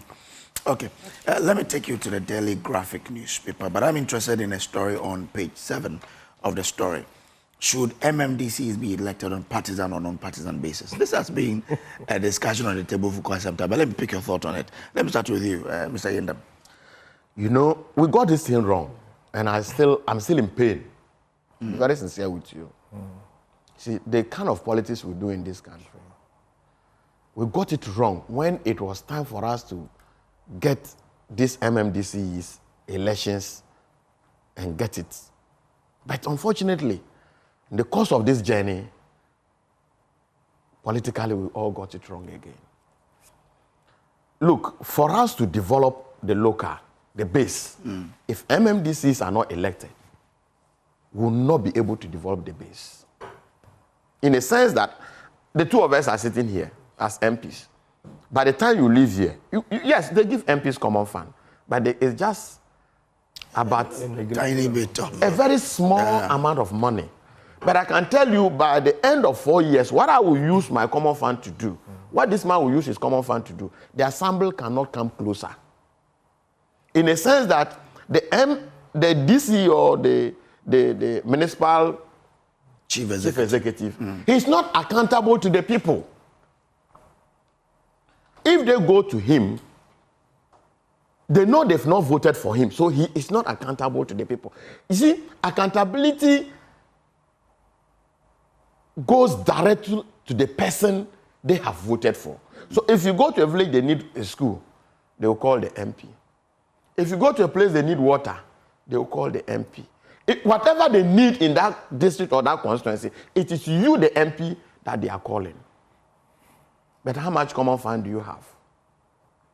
If we elect our MMDCs, the people can hold him accountable, strict accountability, and the money that will come to the assembly, because he will be seeking for re-election, he will put it into good use. But in this case, the man is just a party person. He's been able to lobby his way out, and a position has been given to him. So all those people who helped him in getting that appointment, his loyalty is to those people. If it is the regional minister who has played a role in getting him to become a DCE, then his loyalty is to that person. If it is the MP, that way. So we have missed this opportunity. And if he's coming back, I think that both parties, MPP and DC, now we control the House. We should look at it honestly and sincerely. And for partisanship, I think yes. Okay. Partisanship, even the assembly elections, I still believe that it should be partisanship because already it is partisanship. Okay. It is just that we sit here and tell lies that it is not. Oh, this thing is not. But at the end of the day, it is partisan. I'm grateful to you. That's my view. Okay. Yes. Mr. Battaglia. Yeah, I think on this score, I think I want to agree with my senior colleague. You realize before we came on set, we were discussing about the role of the MP, and I said that the Constitution thematically has given us 4 responsibilities. But if you go down to the constituency, the demands of you from your people are more than 100. There are rules and other things. So you are even seeing more, not as a lawmaker, but as a development agent. Where you don't have the resources to support that. You realize that anything that your constituents want, you are the first point of call. People will call on you, making sure that you are the one they know who they voted for. And also the question of should MMDC be voted for? I think in the past, The argument has not been that they shouldn't be voted for, but as to whether it should go partisan or not. But I think that we have come to a point where we have to stop playing the ostrich. Like he said, even though per the constitution where the members or assembly members are not supposed to declare themselves as partisan, they even go claiming that they are part of this party. So I'm thinking that we can have a discussion around this table and begin to look at it. Yes, let's be very open and very frank with the realities that are on the ground. Then we can begin to elect people on partisan basis. Because I know if they place people to put in their applications for MMDC elections and somebody from the NDC puts and the NPP, they can go on that line, also tell themselves, tell people what they can do. And if the community decides, they vote for. And it's not also, in terms of voting, I don't necessarily see that it's only NDC people that vote for the NDC person or the NPP person. We have people who are also neutrals, who, based on what you have, what you are bringing for, the message you have or the ideas that you propound, they are able to vote for you. I can say that having over 20,000 votes cannot be said that it's only these people who voted for me. There are many silent people who don't even want to be seen politically, who are voting because they think that you are doing something good. You can give them good representation. You represent their aspirations. So I clearly want to think that when we should take this discussion very seriously and open up and stop playing the ostrich. I think that we have had this kind of partisan issues. Let's allow it to go partisan and we'll all go for that. I hope that when it gets to Parliament, you will be able to tell your people what you are I'm sure they will come on board. Okay. Because we are all seeing the... You know, one good reason why I support this thing is it will also take away some executive power. Okay?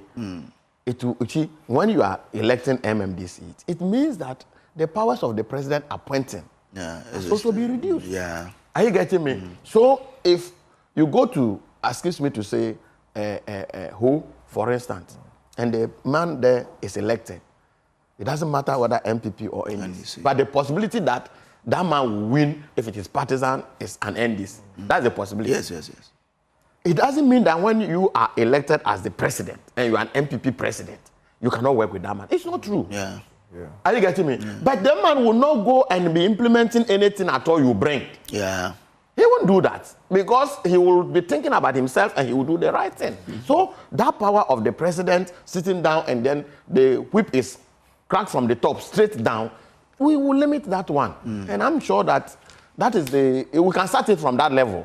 You see, small, before you realize our institutions will become a bit what? Become stronger. Okay. And the people will benefit. It is the people that must benefit. That's it. All right. The people. You know, listening to the arguments pouring in from both sides, although you are agreeing that we should in fact elect these districts, MMDCs and the rest. On partisan lines. I think there's a threat of deepened polarization, which we are already seeing in Parliament.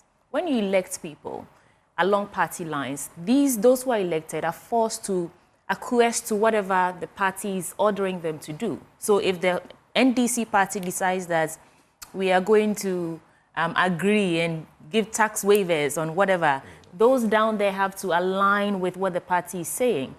For all you know, they would wish to do something entirely different at that level. But if elections come in and you are put there on party lines, you are tied to the values, the direction of the party. Isn't that a danger? Something we're already seeing at national level in Parliament, coming all the way down to the grassroots. That's a brilliant point. But trust me, the fact that I am elected, I stand a very stronger chance to tell my party that this thing you are trying to implement will cost me than the one being appointed. The MC or the citizen down there will even kowtow to or even serve as more a rubber stamp than even the elected person. So once you are elected, you are accountable to your people. Sometimes, if anything goes contrary to the desires of your people, you are able to talk. But where you believe that the one who put you there is up and not down, your focus is, like he said, maybe somebody, a strong person who is highly connected, just even took your name there. You worship that person. Whatever he says or she says, that's what you follow. But assuming you went down to the ordinary person, the last person in the constituency, and they voted for you, you know there's a community in my area, in my constituency called Benewisi.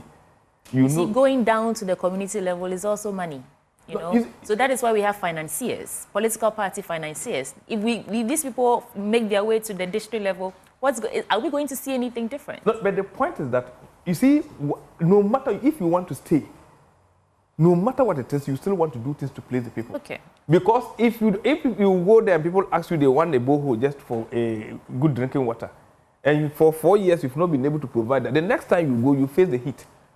So even no matter how selfish you want to be, quote and unquote, sorry, my language is, no, it's okay. you will still want to do things to please the people. That's the point. You know, sweetie, for your fear, it will continue to be there. That I don't have a problem. It's the fear of Ghanaians. You see, you know something? Yeah. For the election of MMDCs, let's all take it as a project. I'm telling you, for people thinking this man is like for that one, you cannot do away with it. You cannot. But I'm telling you, you look at the larger benefits. Today, as I sit here, I won't say it's only MPP people who voted me. It's not true. I got votes from MPP, I got votes from the NDC. Today, if my party, I would disagree with my party. Maybe publicly, I may not do it. But on the ground, I would disagree with them. Disagree. But the MMDC sitting down there, have you ever seen the MMDCs have come out to say ABC? Have you ever heard it? No.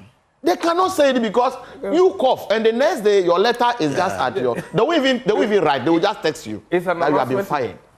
You see, it doesn't give them the weight they need. The autonomy. Yeah. It doesn't give them that weight. And if they are elected, I'm telling you, you will see the kind of improvement that will come at our local level. All right. They will work. And I think by electing them on partisan line doesn't also prevent anyone who wants to run as independent. Yeah, you can. Yeah, you can. So you can. Anyway, there's also another story in the graphic. It says teachers aiding candidates to cheat in BCA worrying. That's according to YK. Your hemp is, I'm sure you've sent people around to check on how it's going. But how do we stop this? Because this has been there for ages. Every year. Mr. Battaglia, let me start with you on this. You see, this is quite unfortunate. Quite unfortunate, especially at the ages that we are helping them do this. Because right from their first point of call, you are telling them that, yes, you can cheat. You can cheat. We used to have, at the training college, we have one master called Andrews Kaminga. He's a Danish. On the day they were giving him a farewell party, he made a statement, very profound. He said... After you had won? No. When we were at the college, okay. I mean at the training college, he came for a program there. He was a tutor there. Then he said, in his 2-year stay in Tumu and in Ghana, he has visited basic schools and has seen that every morning children are made to place their arm on their chest and recite the national pledge. I promise of my honor to be faithful and loyal to Ghana, my motherland. But most of the adults he met, their conduct didn't show any faithfulness and commitment to Ghana. So he believed that the adults were kids who also said the same thing when they were kids in school. So it is like we say something, but we don't really know the implication of it. Otherwise, these are kids that we are modeling to take over Ghana to make sure that they serve as very responsible people in our societies. When you begin introducing this, you might have a soft spot trying to help them go through a process. Yes, maybe sometimes because of discriminatory state, because some people are somewhere where they don't even have any idea about something. But that is not advisable. And I think that is becoming a bit profound. Even when you move to the second cycles, we've seen that they've indicated schools where cheating has become a norm. We are producing people that cannot actually even stay the test of time. And even read and write. Universities are suffering because they think that people who come in from the secondary schools are worse. They might have the best grades. You see A. I've seen somebody with A in maths, yet he cannot even differentiate between a set square and a triangle in a rectangle. Those are the issues. So I think that this is something that is highly condemnable. Even though nobody owns Abe, we are the architects of this as a people. It is unfortunate. Let's not encourage this thing at all. And I think that this is not the way to go if we want to build a very resilient and responsive society. This is not the way to go. Mr. Idam. You know, it's sad anyway. I've taught for 12 years. Okay. And sometimes when I see these stories, I'm worried. Which level? I thought I went through all the system. I taught in the primary school, I taught in the JHS, I taught in the secondary school. Maybe I'm just left with the tertiary, yeah.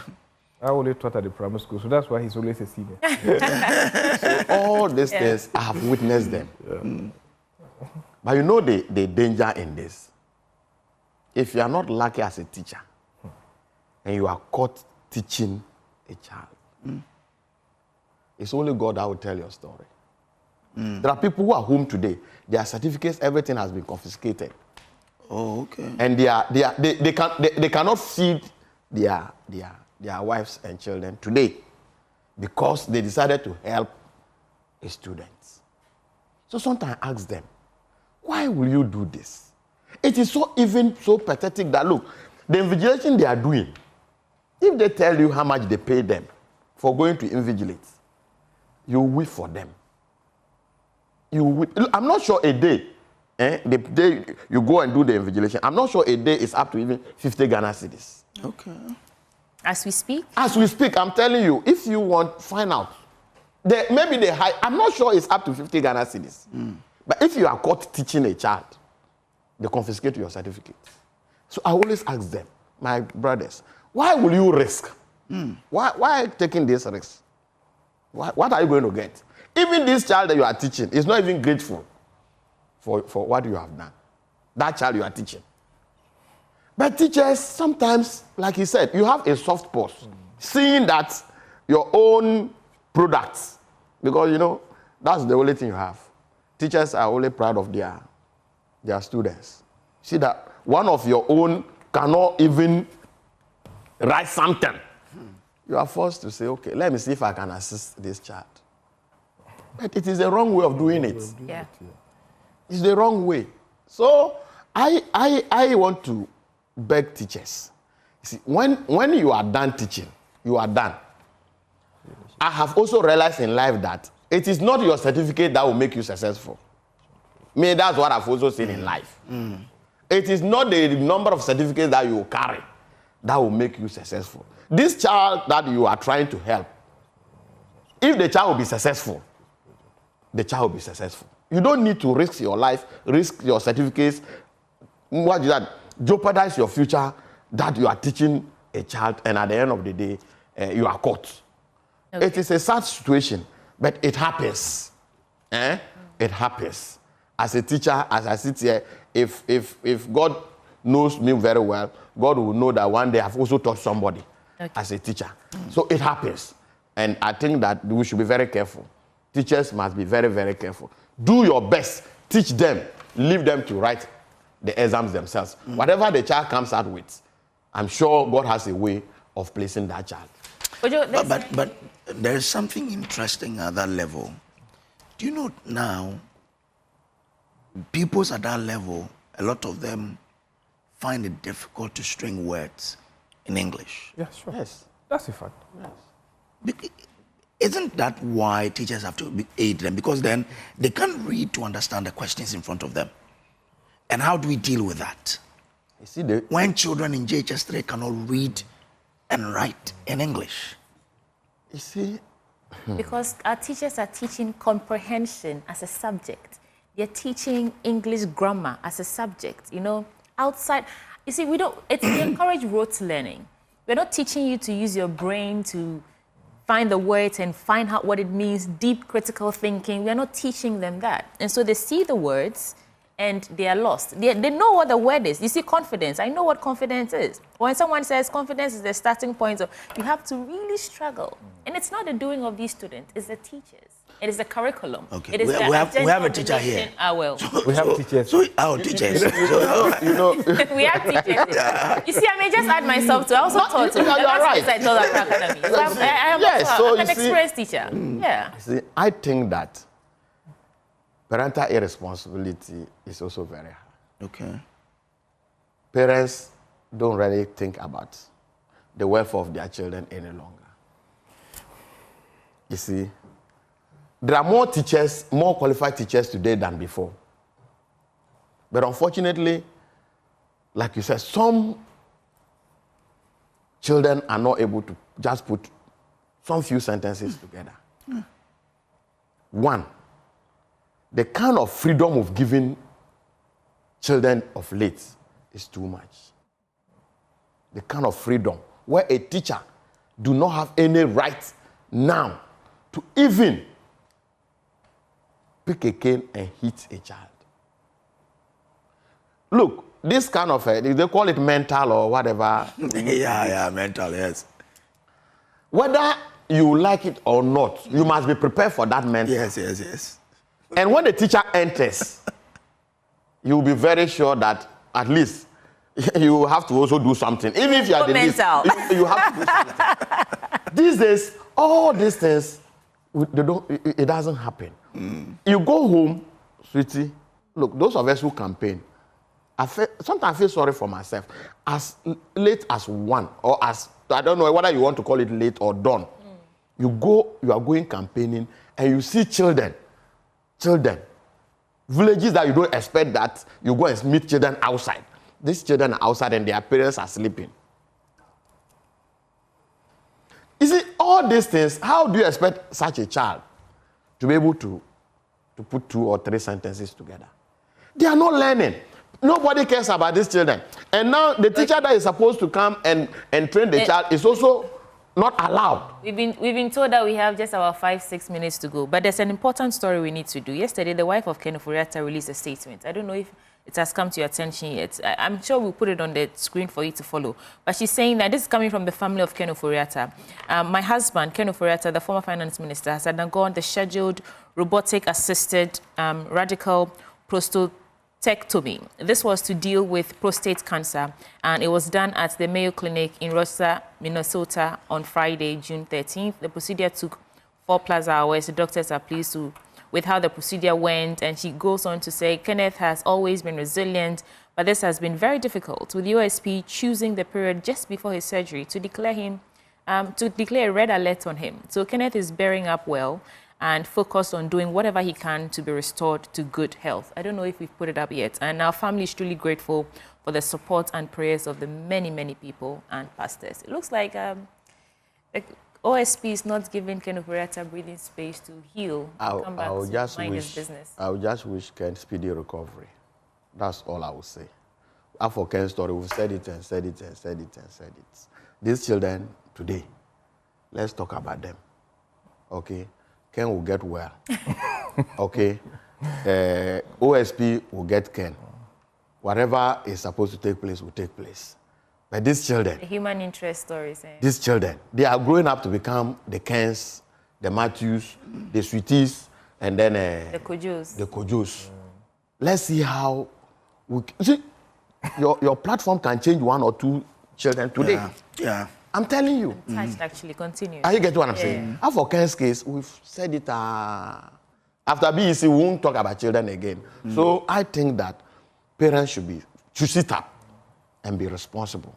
And the laws of this country, I will talk to Aruna. I saw some code of conduct for teachers. I think we should review that code of conduct for the teachers. Because what I saw it has disabled teachers. It has completely disabled teachers. And if we continue this way, I'm very sure that in the next 10 years, we won't have schools. I'm telling you. But you know, there was a reason we banned caning and corporal punishment and the rest, because teachers started abusing that. They are not abusing it. You know, I saw a video. They are not abusing it. On social media, a teacher lashing Do you know the number of people that their wives beat them? Do you know the number of people their husbands beat them? But you can't. All these things happen. You see, sometimes we try to pay to children. No, I'm not saying I would never endorse abuse of any form. Yeah. We never do that. But sometimes we are quick to quickly give the bad examples. How many examples can you give? Okay. But look at the good side. The good side outnumber the bad side. That's right. Sometimes we quickly just jump into the wrong. You can see this video, but like I said, after abuse, it has been everywhere. Wives abuse husbands. Husbands abuse even children themselves. You remember some few days ago, I'm told that a teacher was shot dead, or a child took a gun and shot. Did you hear that one? Yeah. You heard it? Yeah. But you didn't mention that one. It was a child that rather abused or even killed the teacher. So some of these things, these bad nerves are there. But in sincerity, let's focus on how we can train these children. Okay, let's give some time to yes. So I think that Yes. I also want to agree with the reasons you espouse clearly goes to expose how flawed our pedagogy is. we're talking about the curriculum and all that. And also, I want to add that in some other jurisdictions, technology or modernity has become a blessing. In our case, it's rather becoming a curse. This case that cannot even pen a sentence or if you go and see the kind of message they sometimes send on WhatsApp and all those things, they are good at that. They can do this short form language and those things. They are good at that. So it is the time they spend, what interests them. Unfortunately, I did mention here quite earlier that we do not emphasize on the concept of what delayed gratification. People we are so immediate in whatever we want to achieve. Once we imbibe this in the minds of our young ones and they think that they can cut shortcuts and make life better, they see, I keep telling them, I went to a program and I was telling the imams, can the imam tell me, who is even a clergy, somebody we look up to, or the pastor, can they tell me that their children are so interested in taking after them?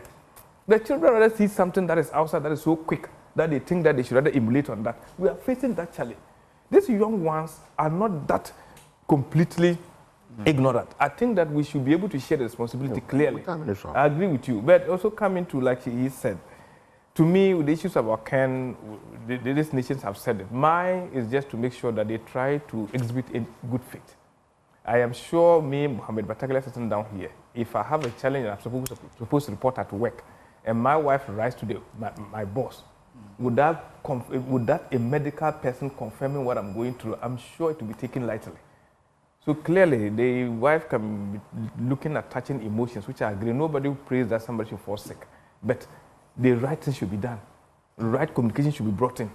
Because if indeed he's gone through this, I think there is a medical report. They should go through. Issues of confidentiality can be looked at, but they should go through that. Rather than us trying to look at it from populace and trying to touch people's emotions and all that. No, it's about the country we are running. We are hoping to create a system. I don't think the target is Ken. The target is everybody who is in leadership. The target is everybody who is hoping to be in leadership. Said that this country shouldn't be taken for granted at all times. We should make sure that we know we've been given a position to serve, not to be served. We know we are given a position of responsibility. I know if I sit in Accra here and you give me good water, I should be able to think that somebody in Benewiso or Kalasi do not have water to drink. That's the responsibility of me. I don't think that I'm not interested in drama. I'm interested in shaping the country that everybody will understand that, no, when I go wrong, the law will take me on. Right.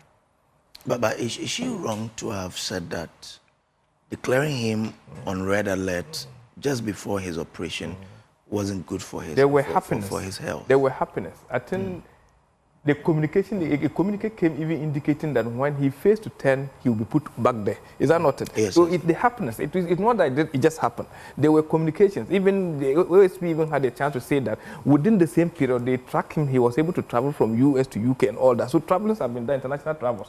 So if indeed it's that difficult, in this country, my boss, my senior colleague is here, people were even carried in ambulances to go into the parliament to vote. We saw it. When they needed that to happen.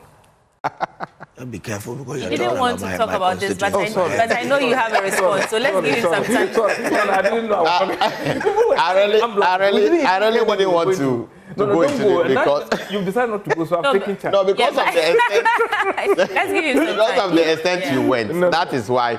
You see, I didn't want us to be talking about this Ken matter because I sincerely believe that the interest of Ghanaians is how best OSP can come out with cases that eventually the allegations will not be allegations, but will establish the fact that, yes, the charges that Ken has done A, B, C, D is established by the court of competent jurisdiction, and the law will take its course. As for the other issues, whether Ken has written, Ken hasn't written, we've spoken extensively about that. Like I said, the wife officially has come out to say that my husband has gone through this surgery. But unfortunately, it is a troubling times for him, Ken, and then the wife. Whatever be the case, if you're a public figure, you're a public figure. Sometimes you get it cool, sometimes you won't get it. Ken has been a minister for 7 years, a minister of finance for 7 years. He's become a public figure. Yeah, sure. The wife should be prepared for some of these things. Good will come, bad will come. That's why I wish Ken well. All the other stories that he's saying, you people, you force Parliament, at least call force me a brother. MPs. Call me a brother. I say you people, not you. How for you, you are a brother, but all of you. That I was just making references. Thank you. Everybody. You see, Parliament is such that it is because of the kind of trouble you send the if Parliament through. Other than that, you know very well that this gentleman was sick. But the minority by then insisted that they want to see the man. They want to see him. At the end of the day, what do you expect them to do? We had 137, you had 137. We needed to pass a bill. You insisted you want to see the sick person. Is it not ambulance they will bring the person? So to his point, how do you respond to his point that the hospital could have written, given a medical report, instead of the wife stating that we went to Mayo Clinic? Why don't the hospital write, knowing that he's on red alert? You see, that's why I said that if OSP will help all of us, he should be focused on his core mandate. They should leave the press conferences, public opinion thing, because this Madam or Ken's wife is also trying to let the public know the situation of the husband. Is that the right thing? So can I ask OSP, is that the right thing to come on air and be declaring people wanted and say all manner of things, whilst the court hasn't even condemned the person? Is it right? It is not right. But everybody wants the public to sympathize with them. Okay, and OSP wants sympathy from the public. Madam Ken Oforiatta also wants public sympathy. And everybody is now playing the game in the public instead of playing the game in the courts. That's the problem. Okay. If not for the wife, will you know that he's gone for post-treat Well, there were surgery? speculations. No, but now you can speak on authority. Well, true. If not for her, will you know? No, will you know? 1 person Jesus. She gave us the details of the surgery. Exactly. So she also decided to come to the public. This thing shouldn't be in public. Why would somebody's surgery now become a public matter? The enemy of the right is not the wrong, it's the good. There's a thing you do that is good, but is it right? Yes. There's a thing you do that is right, but is it good? Yes. You know what I mean? I agree. And that is where we are playing. We are here on the right side, we are here on the good side. And then we are going forward with it. Praise, that's all that time has for us this morning. There's a beautiful story about Agrek and Tumu here. Okay, no. Take it. So you see, you're wrapping into is it over 10,000? Yeah, over 10,000 hectares of irrigation land to be developed in northern Ghana to boost agriculture. And they say the President Dramani Mahama has announced plans to develop over 10,000 hectares of irrigated land in Nasia, Tumu, Golung, and then to boost agriculture and create jobs for young people in northern Ghana. Okay. What paper was that? That's Mkwame. So, even though we have issues of power struggle. That is why you are interested. I'm interested because Tumu is a hub of grain. Yes. Tumu is a hub of arable land. Yes. That I think that anything that is going to create jobs for our young people, I am sure we are happy for it. We are a neighboring country. You are a neighboring constituency? Yes. No, we are sharing border with. So this Tumu is in your constituency? That's my okay, so final words in 30 seconds. Oh, it's out for good talk. I don't have a problem. Yes, it's just a good talk, so no problem. I think. Having said, I'm thinking that this is a good thing, and I think that we are welcoming it with two hands. Having said this, I want to say a very good morning to my people for giving me this opportunity, and having the privilege to sit on this table with all of you. It's a blessing. Thank you so much. My good friend. Good morning. It's a brother. 30 seconds. Your take. Oh, well, I sincerely think that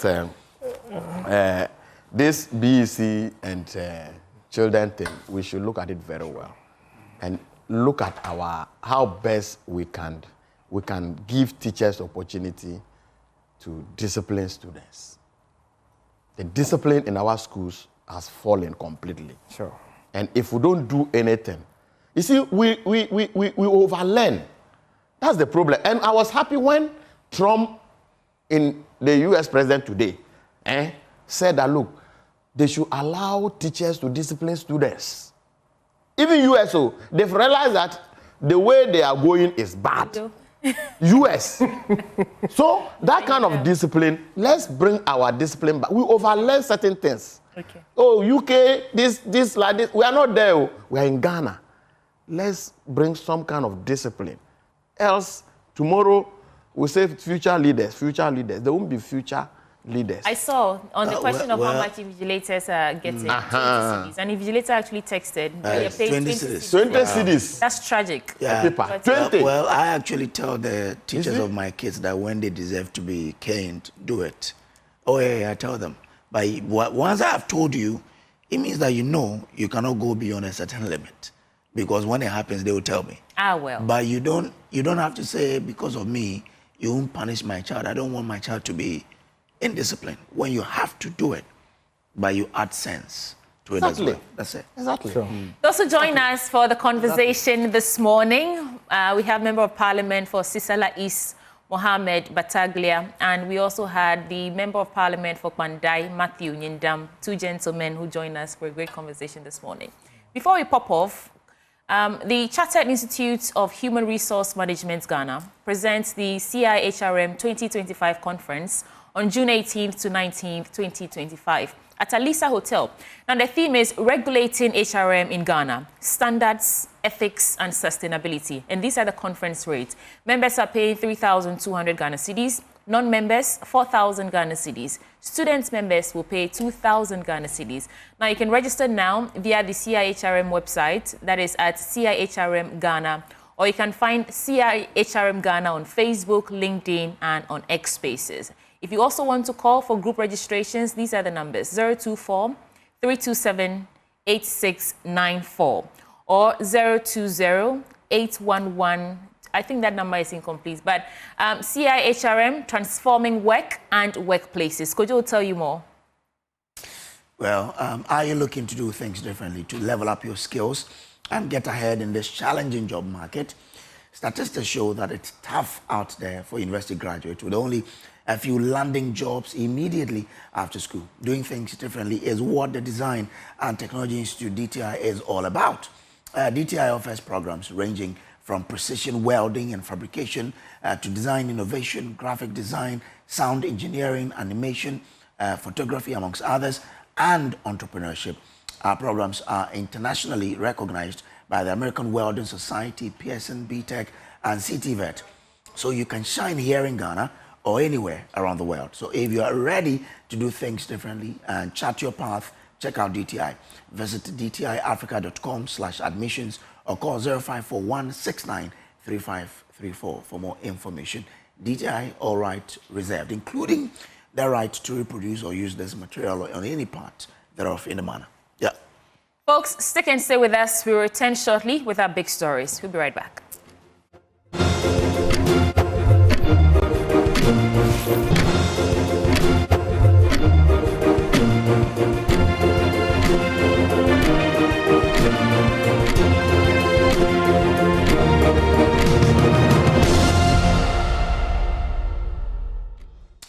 All right, so welcome back. Let's then bring you the major story for today. But let me remind you that the AM show is sponsored by Whaley Properties. We provide quality housing at an affordable cost and with a flexible payment option. Well, we all woke up to some big story happening somewhere, but it has a lot of impact on us. You know what? Ghana is not immune from shocks of global event, and as a feud between Israel and Iran intensifies amid the trading of missiles and evacuations, the more alarming it becomes, with all the potential to undo the gains made.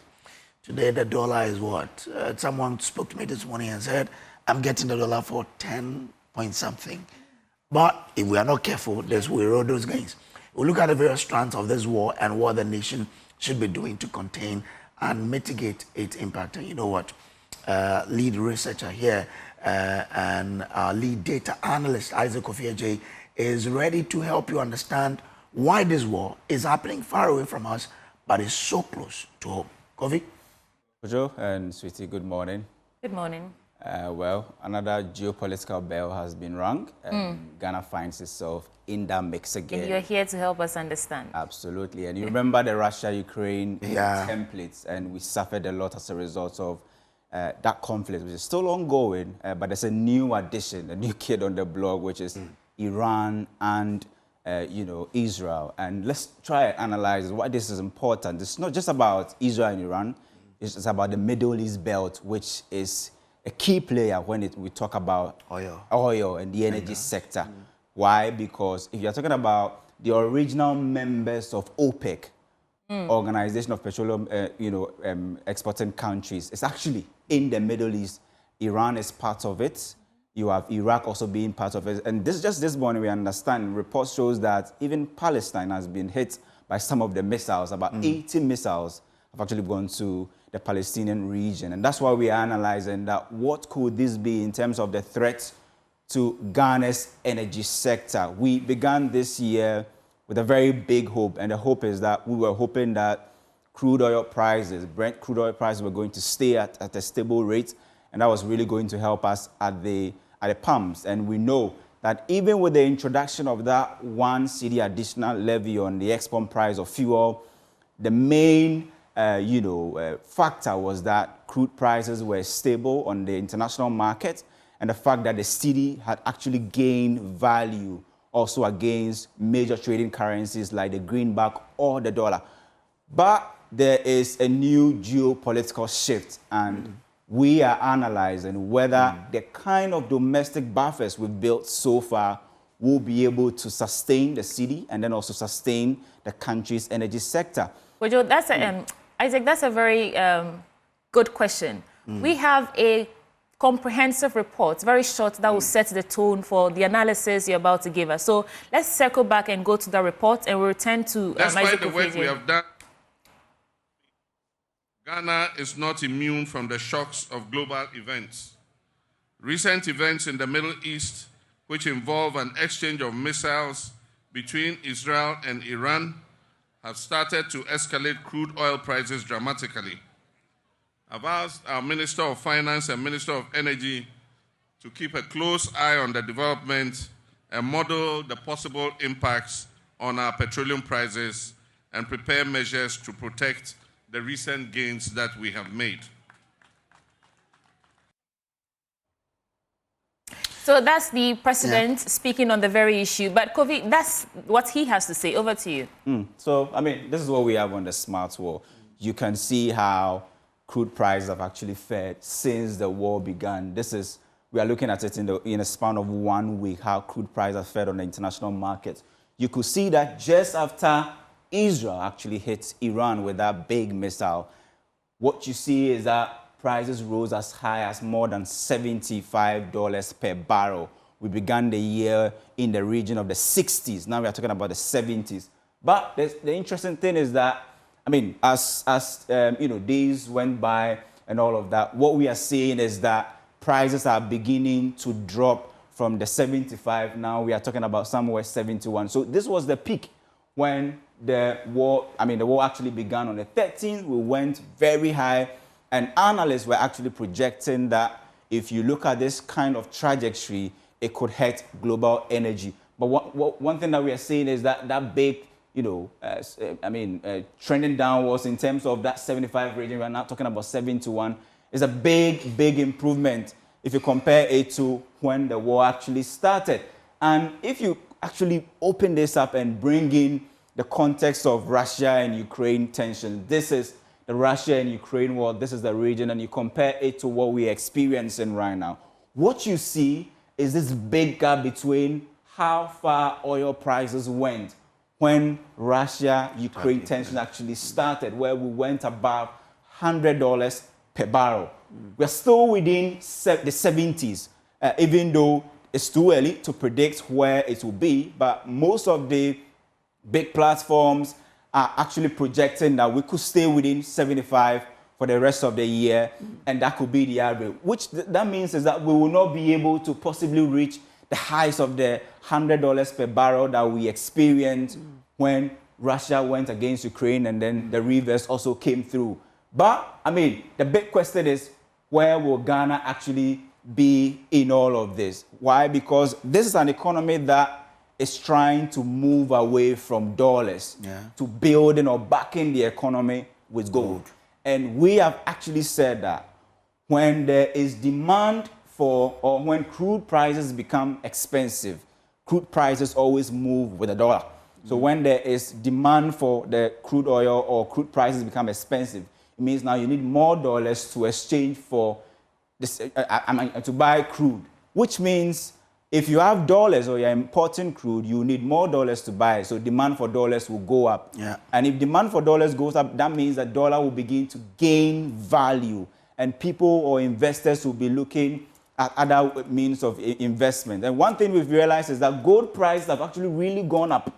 If you look at this chart, where it has gone up by more than, if you look at the current trend, is more than $3,000 dollars per ounce. And that means that, just look at it, Kojo and Sweetie, when the war actually started, just look at where, how prices of crude went as high as $75 per barrel.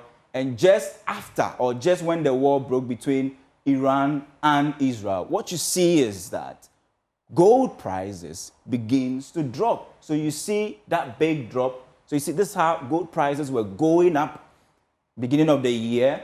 If you look at it, beginning of the year, you see prices going up, hitting more than $3,400 per ounce. Now you see that peak here, and a significant, decline. Yeah. As a result, or one of the big factors many are saying is that now some investors are looking at the dollar as a safe haven. But what we've seen during it's rising again, right? It's rising again, but marginal. Okay. But this chart will tell you, the proper story, where you see a big rise in the price of gold, and just when Israel decides to go against Iran, what you see when the war started, that gold prices begin to go down. Why? Because analysts have said that some, investors are beginning to look at the dollar as a safe haven when people are now not considering gold anymore. Okay. But if you compare this to what happened when the Russia-Ukraine war started, the jump is not that big. So many have said that, okay, then that could mean that many are still not seeing the dollar as a safe haven. When the dollar is really up, what happens is that for countries like Ghana that imports almost all of its refined crude, and we spend on average about $400 million to import refined crude into the country, we suffer. Why? Because there's a netted effect here where Ghana is also an exporter of crude, which means that when crude prices rise, Ghana will benefit. But on the other side, we will spend more to actually bring in refined crude, where we spend close to about $400 million every month to import crude. And the warning is that we may see prices go up in the next window if nothing is done about it. And we are understanding, or we are learning, that even with the implementation of that 1 cedi addition on the export price of fuel, it's simply because of some of these global shifts where uncertainties are so high to the extent that government is rethinking a decision to implement. We understand there's also the GRA segment and all of that, but government is really considering not implementing this now because they know, looking ahead into the other pricing windows, energy may actually have a hike in terms of its price. And so it will be good to actually pause and look at what is going to happen in the international space and all of that. The other strand is that once crude moves with the dollar, and I was looking at the dollar index, and for the first time after the war, we are seeing the dollar index actually rising, which means people are beginning to still see the dollar as a safe haven.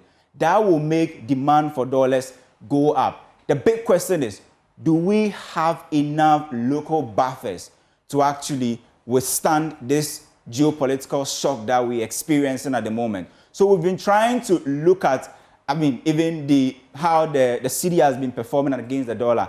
And the good news is that although we've had close to about 5 days of the war between Iran and Israel, what we have seen the cedi doing so well is that it has actually stabilized.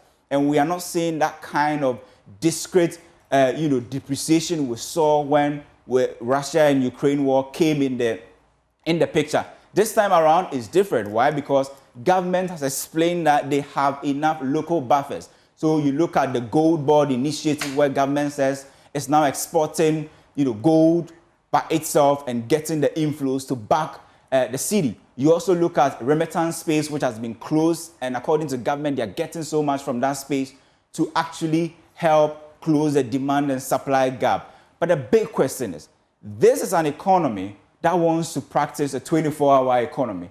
That will heavily depend on stable power. And we understand that even if you come to the energy sector, there is that $3.1 billion debt that government is trying to clear. And one major reason why we are seeing a new levy even on fuel is because government wants to get dedicated funding to buy liquefied fuel to actually, or fuel to power the thermal plant. But the big question is the pumps. What will be, the story going forward? We've seen the windfalls where at the beginning of the year, we've actually seen prices come down to as low as 12 cedis. And so consumers have a cushion of some 3 cedis or 4 cedis. The big question is, with these huge windfalls that consumers have actually enjoyed in the last 2 months, will this war reverse the kind of windfall they have actually enjoyed? And will this be that factor that will prevent government from implementing that 1 cedi additional tax on the export price of fuel? It's still early days yet, but the good news is that prices of crude rose as high as $75 per barrel. But today, or this morning, per the data that we have checked, prices are coming down. And the only bad news for governments is that this is an economy which is going to be backed by gold, and we are seeing gold prices also dropping.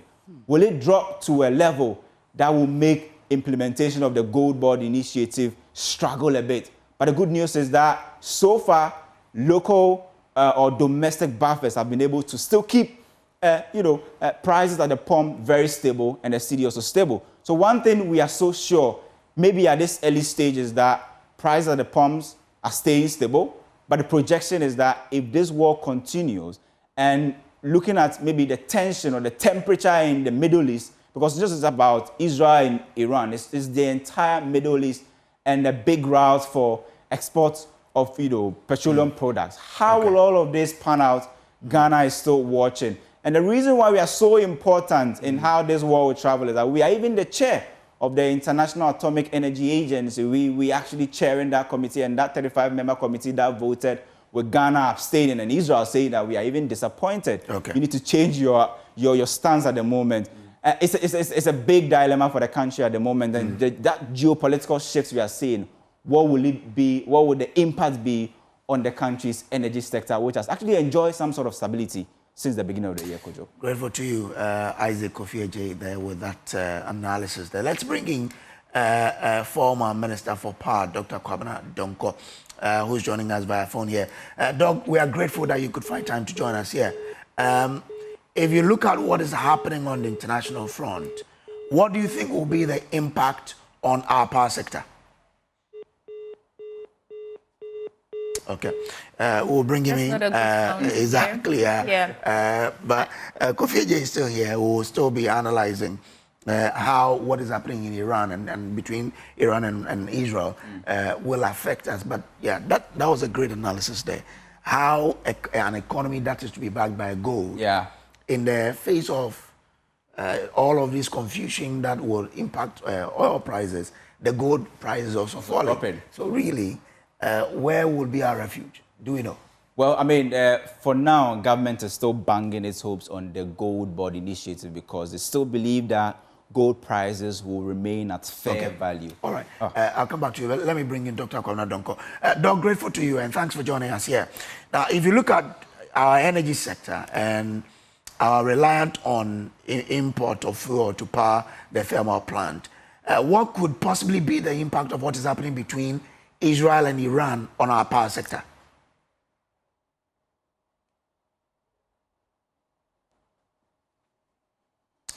Do you have Dr. Kwabena Donkor? I don't think we have Dr. Kwabena Donkor with us. He's former Minister of Power. Doc, if you can hear us, let's test your microphone. Good morning, sir. Okay, that's not a good sound. Quite a difficult. But we'll try and get him because we need to understand how this impacted, But if you look at our energy mix, for example, as of 2002, our energy supplied from oil sources made up the largest proportion of energy supply with a contribution of about 33.4%, while that of natural gas and hydro stood at 28.2 and 5.7 respectively. This is what makes what is happening critical for us. Exactly, where our current energy mix depends about 70% thermal. That means that at every point in time, you need to rely on crude prices. whether it is refined or in its raw state, when some of these things are happening, the prices will go up. You heard from the Energy Minister, Sweetie, who said that you need in excess of $1 billion this year to even buy fuel to power the thermal plant. We are still battling that 3.1 billion energy sector, debt at the moment. And then even if you look at excess capacity, or in terms of the shortfalls that government has to cough up this year to pay, it's in excess of 1.4 billion Ghana cedis. On top of this, you're not just looking at the energy sector, you're also looking at the revenue you get from the energy sector. For Nigeria, for instance, this is bad news, but good news for Nigeria, because Nigeria has been waiting for crude prices to go up for a long time. And for the first time this year, we are seeing crude prices rise above 70. We don't want to lose the former minister. He just joined us again. So, Kojo, if you want to try again. Doc, thank you. We want to understand what the impact of what's happening between Israel and Iran can have on the power sector of Ghana. Well, not just on the power sector, on the energy sector, including petroleum. Oil is largely dependent on geopolitical happenings. And this is a typical example. It is not unexpected. And for most countries, in planning, you plan for the unexpected. Because oil goes with geopolitical things. Oil is, it drives confidence. So any potential to disrupt the supply brings its own issue. For example, I cross-check. Spot Brent is trading around 24 cents a moment ago. Doc, you're making a very solid point, but your line keeps breaking. I don't know if you can reposition yourself a bit for us. We'll be grateful. Yeah, well, I've been... Okay. Is it better now? Yeah, let's give it a try. Yeah. So you're making a point there. Yeah. I was thinking that in terms of oil, these upheavals are expected. The most important thing is how we as a people will prepare for these upheavals. Dated Brent was at about $72. Spot Brent is about $74.24 a while ago. Anytime there are these upheavals, prices will rise and then find their own level when people assess the quantum of the upheaval. Fortunately, the Israeli-Iran war, or at least what is happening, will not have that major impact, in that there is only one supplier involved, that is Iran. And then the other thing is the Strait of Hormuz, what happens there. But there are enough stocks around the group to make up for any loss of supply. Having said that, there will still be an impact. For Ghana, we are fortunate that the cedi is stabilized. If I take from what the president said, that having spoken to both the finance minister and the governor, he thinks the cedi will hover around 10 to 12 cedis to the dollar. If that actually stays, it gives us some stable platform to plan. When prices go out of the roof, assuming prices get to $80, then we will have to take a second look at our efficiency. Then the state may decide to forgo some temporary revenue or cross-subsidize some temporary revenue. For example, the Ghanaian state is losing huge revenues on MGO, marine gas oil, domestic. The gap between that and regular gas oil in terms of price is over 2 cedis a liter. The differential, and we know that that differential is largely abused. So the state can close that gap and make it some other revenue. Then the same applies to premix fuel. The state is subsidizing to the tune of 4 cedis, 11 pesos a litre. So, should prices go further on the world market, the Ghanaian state will have to look at internal rearrangement in order not to affect the fiscal, even if it means reducing some of the levies to temporarily pushing Ghanaians. This has happened in the past. It's happened under various regimes, especially under the Mahama one. It's happened that any time prices go way out of a certain range, there are internal mechanisms to cushion the consumer to some extent. But I am confident in the resilience of the Ghanaian economy, particularly on the performance of the CD, because that is a major impactor on fuel prices at the pump level. Okay. And so, yes, the geopolitical happening is unfortunate. It will create its own upheaval, but we are in a better position because we have a stronger economy today to manage the ripple that it will have been 9 months back. So if I understand you, there's no need for us to panic. No, there's no need to panic. There's need for concern, and the two are not necessarily the same.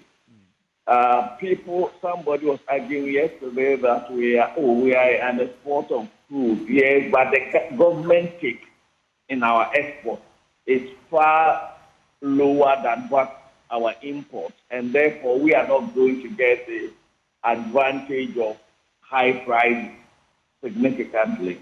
And even the issue of Nigeria. Today, Nigeria is in a better position to get to reap some reward from today's pricing because of the Dangote refinery. Nigeria is no longer importing as much as it used to. Previously, even though Nigeria was an exporter of food, imported far more, and therefore the dynamic was different. For Ghana, it just also means the controllers of our economy to look at efficiency, driving up efficiency in the petroleum supply chain by reducing costs. There are some costs that should be reviewing down, especially on some of their markets. And so I believe the Ministries of Finance and Energy have a handle on this. Okay. Earlier this week, COPEG was advising that government should start stocking so that we don't get to enjoy the negative impact of this so much. Do you agree that we should start stocking as this war rages? Well, it raises an issue. One of the major functions of force is to keep strategic stocks. Do we have strategic stocks today? No. Technically, we don't. We have operational stocks. And that is because we have since a number of years refused to fund strategic stocks. If you look at the price build-up, the strategic stock levy, which used to be there, has been zeroed out. And therefore, there is a need to build up our strategic stocks from public finance.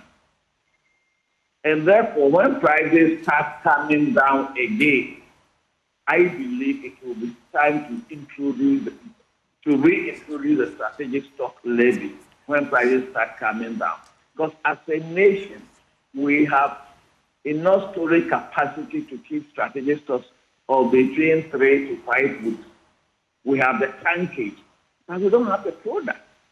And strategic stocks in most jurisdictions are publicly funded.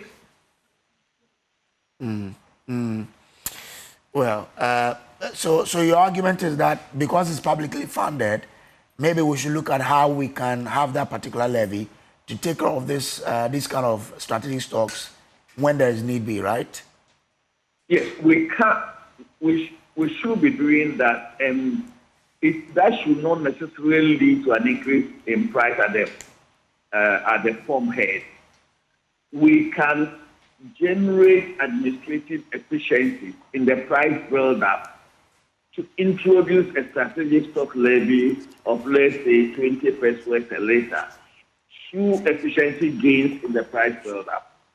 I have always been worried about the inefficiencies in the price build-up. If you take the UPPS, if you take the private distribution margin, indeed, since the cost of fuel went down and fuel is the major operational cost in transportation, UPPF has not been revised downwards.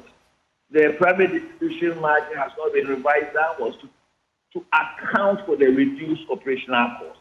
So within those two, it should be possible to carve out a strategic stock levy to bolster the reserves of this country to face future certainty.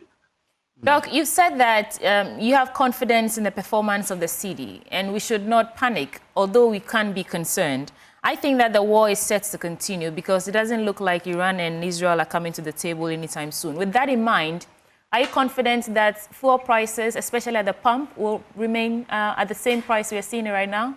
Or could it be going up? No, I mean, in the next window, fuel prices may just go up a little in the next window. And I don't also see the Israeli-Iranian war going on for beyond a month. I don't see that. It's unlike Ukraine, Russia. It is in the strategic interest of global powers to make sure that this war is brought to an end very soon. It can't go on for a month. It can go on for a month. But the next window is likely to experience the ripple effect. And that should not be significantly much. Okay. I mean, what if it does? What if it does go on for over a month? Will we be more exposed than we are right now? Should we then start panicking? No, I believe in the ability of the managers of the economy to manage this situation. The cooperation between the Ministries of Finance and Energy and the players, COPEC and other Biden, we can ride this storm. It's a temporary storm, almost a storm in a teacup, yes, but it will escalate. No, I don't foresee this war going beyond a month.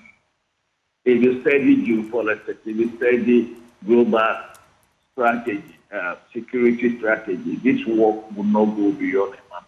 The ripples may go beyond, but the actual fighting, I sincerely believe within the next 2 weeks, particularly if you consider that the IDF now have air superiority over the airspace of Iran.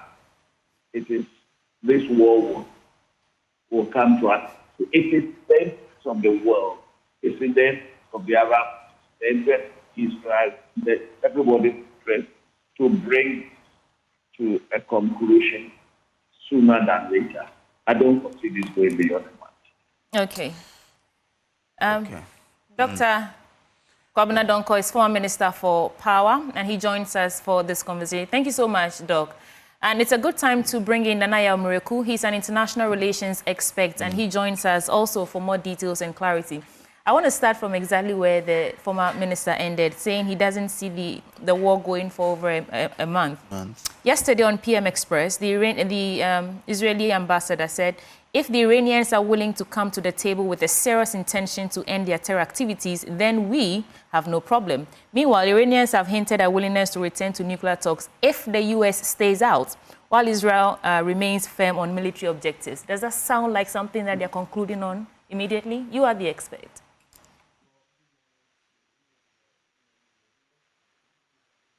Once again, it's always a privilege to be here. Well, I think that I would not throw caution to the wind and say that the war will be concluded in a week or two or put a timeline to it. When the Russo-Ukraine war started, we thought it was going to end because Ukraine didn't have the military superpower, the superiority to withstand Russia's, military might, but we've seen where this is going. I understand that the stakes involved in this conflict is very high, and so people are likely to think that, considering that Iran is at a disadvantage, they are likely to kowtow to the demands of Israel. That of Ukraine. That's what I'm saying. So for me, I'll be very cautious to say that the war is coming to an end in a week or two, because there's a lot of calculations involved here, right? Now, Iran has realized that this is not only about nuclear destruction or destruction of missiles, but it's ultimately about regime change. And you've seen how the Iranian population, even though they find their government unpopular, has rallied behind, the current Iranian regime, because they see this as an aggressive attack on their very survival. And so even the popularity, the unpopularity that the Iranian citizenry show to the Iranian government is taking a different turn. Now they are rallying behind the government. And so there is that attrition, there is that endurance or wavelength of the Iranian citizenry to see this through and through. And so I do not think that I want to put a week or two, as to how quick this war will be concluded. But let's see how things are manifesting. But that your question about whether you see some hope in the posture of both Iran and Israel, that there could be a truce in the coming days. Look, let me say this. It was very difficult for Iran to negotiate on nuclear proliferation when the sanctions were imposed on them. For me, I think that window is closing, especially now that a full war has been launched on Iran. So the idea of the Trump administration was to use coercive diplomacy, right, to try to use a carrot and stick approach, but ultimately to crack the whip when the need, arose. But for me, I see that gap closing. I see that gap, narrowing by and large, especially now that you want to land a full war on the Iranian regime. Like I said, it was much less difficult for them to negotiate when even the sanctions and the JCPOA was implemented. Much less now that you are launching a full war on the Iranian regime. So I don't think, I think it's, President Trump would love, Israel would love that this would bring the Iranians to their knees. But the Iranian regime has something to show, because right now, if they go to the negotiation table, they might appear as very weak. At the same time, if they don't go to the negotiation table, it is true that if you compare Iranian regime's capacity and that of Israel, the IDF seems to be overpowering, the Iranians in terms of, traditional, battle strategy. But we see that the Israelis have solid, airspace defense system. Not so for the Iranians. So we've seen the number of missiles that Israelis have launched into the Iranian airspace as compared to how much the Iranians have launched into the Israel airspace. So I think that there's a lot of calculations.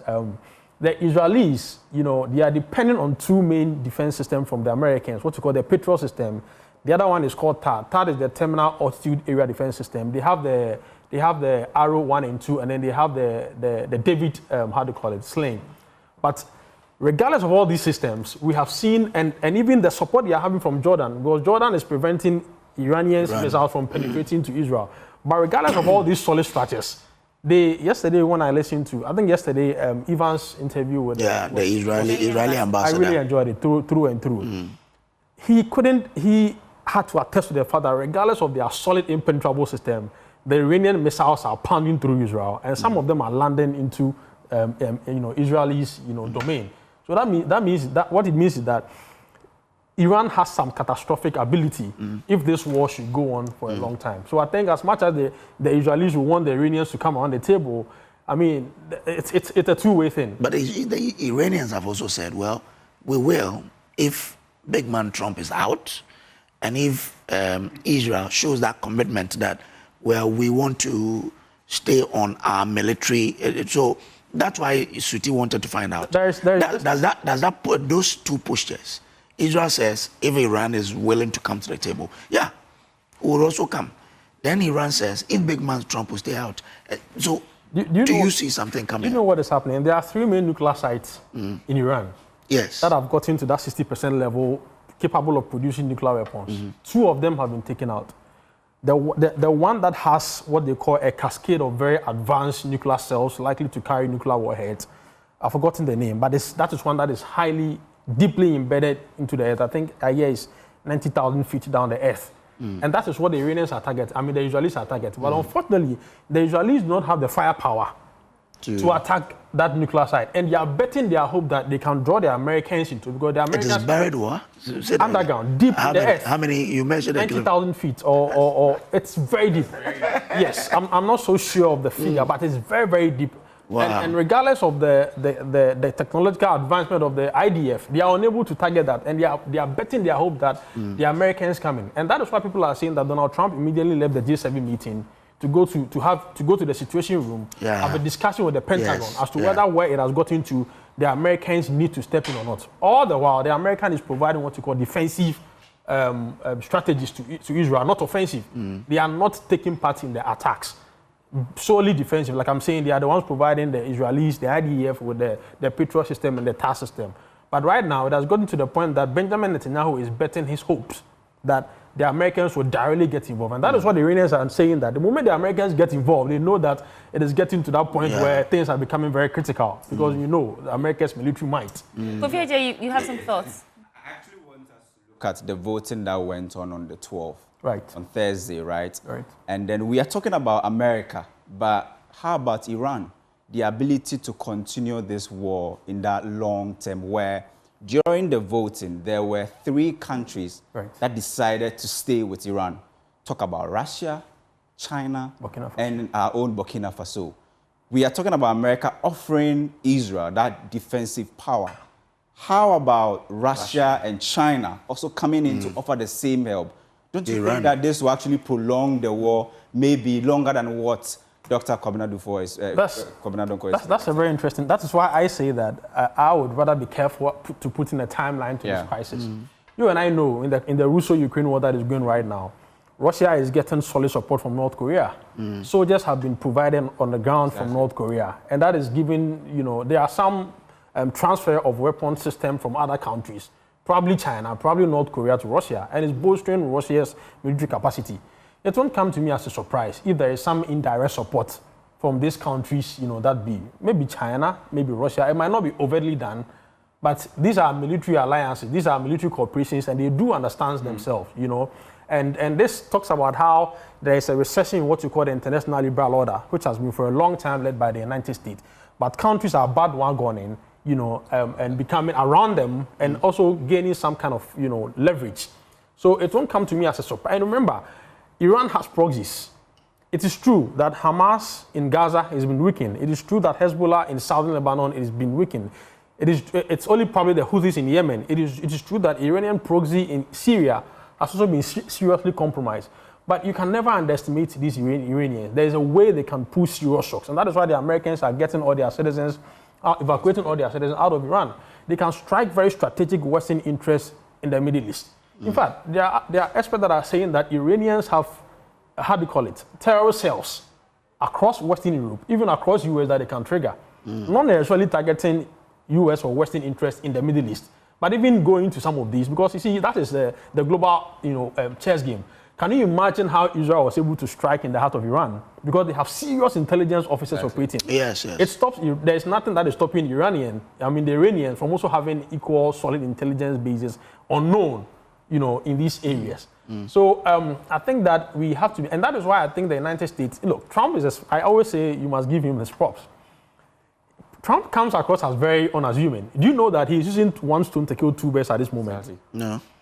He is saying that U.S. is not embarking on what you call the offensive, but it also inures to Trump's interest to ensure. He will be happy to use Israel to wing Iran's nuclear. Leads the negotiation. Exactly. He is happy to see what is going on. He doesn't want to get involved, but hey, the enemy of my enemy is my friend, right? Yeah. If Israel is able to wing these nuclear development capacities of Iran, it inures to the interest of United States without having. That's straightforward. Do you think Trump being Trump, in the analysis you've just given, do you think this Iranian caveat will actually see the day of light? That the U.S. will get out so that they can go to the tables and talk about how they end this? Can you take that again? Do you think Trump being Trump and the interest, the 2 games he's playing, and the Iranians saying that unless the U.S. exits the talks, they will not come to the table and talk about peace with Israel? do you think Trump, being Trump, will actually leave them alone? Will he stay out of this? No, I don't think. Trump is seeking to mediate this whole idea. So he's nowhere near getting out of this thing. So he's not getting U.S.'s military base, U.S. military assets directly on the offensive, but he would like to be in charge of negotiation. And of course, you can't get U.S. out because if Israel will listen to anybody, it has to be United States. Yeah. So what are the Iranians asking for? If they know that Trump won't get out, they're not asking for him to get out, but the U.S. to leave the negotiation so that they go to the table themselves. No, correct me if I'm wrong. So it's a condition that the Iranians have set that the only thing that will get us to the table is for US, not to be part of this and not get involved. Exactly. But now that Trump, we understand, has led his people into the Situation Room, is it not to say that we will not get out of this? Can't get out. We are unaware as to what is happening in the Pentagon, right? We are only speculating that if it is just monitoring, he could have done that from Canada, where the G7. But once you've left the G7 summit to come to the Pentagon, that means that there is something that is significant. Maybe they are just deploying their military asset to ensure that if anything hits their target, they are in a position to respond. None is really getting involved. But I'm telling you, Benjamin Netanyahu is betting his hope that U.S. get involved because that is his ultimate. He will be. See, that's the point I was leading to. So the Iranians know that there's no way Trump will easily get out of these conversations. Right. And so then, what are they looking for? Right. Where is this going? Right. Well, I think that let's see. Right. Let's see that because right now it is not, like I said, it's not only about destroying the nuclear capabilities of Iran or the ballistic. In my opinion, I think that the political byproduct of what is likely to engender is that the Iranian regime becomes very unpopular, that it will trigger the popular will against them. So ultimately, without because you understand that Netanyahu said that President Trump took the idea of that he should assassinate the Iranian political figure. So what better way than the people to rise against the people, the Iranian regime, than for Israel to initiate it? But that, from your analysis, is not being achieved because, like you said, the people are now rallying behind the authorities. And it will be very unpopular, right, to, in this current political dispensation, to want to initiate a regime change. That is why other political actors in Israel are trying to downplay what Netanyahu yesterday when the Israeli ambassador was here. You see how he was able to strategically avoid that question of regime change because then it makes Israel very unpopular, and so they are trying to downplay that particular issue. If it comes from the popular will of the people, if the people are saying that, look, we are unhappy of what you are doing because of the damage is visiting on us, then who really?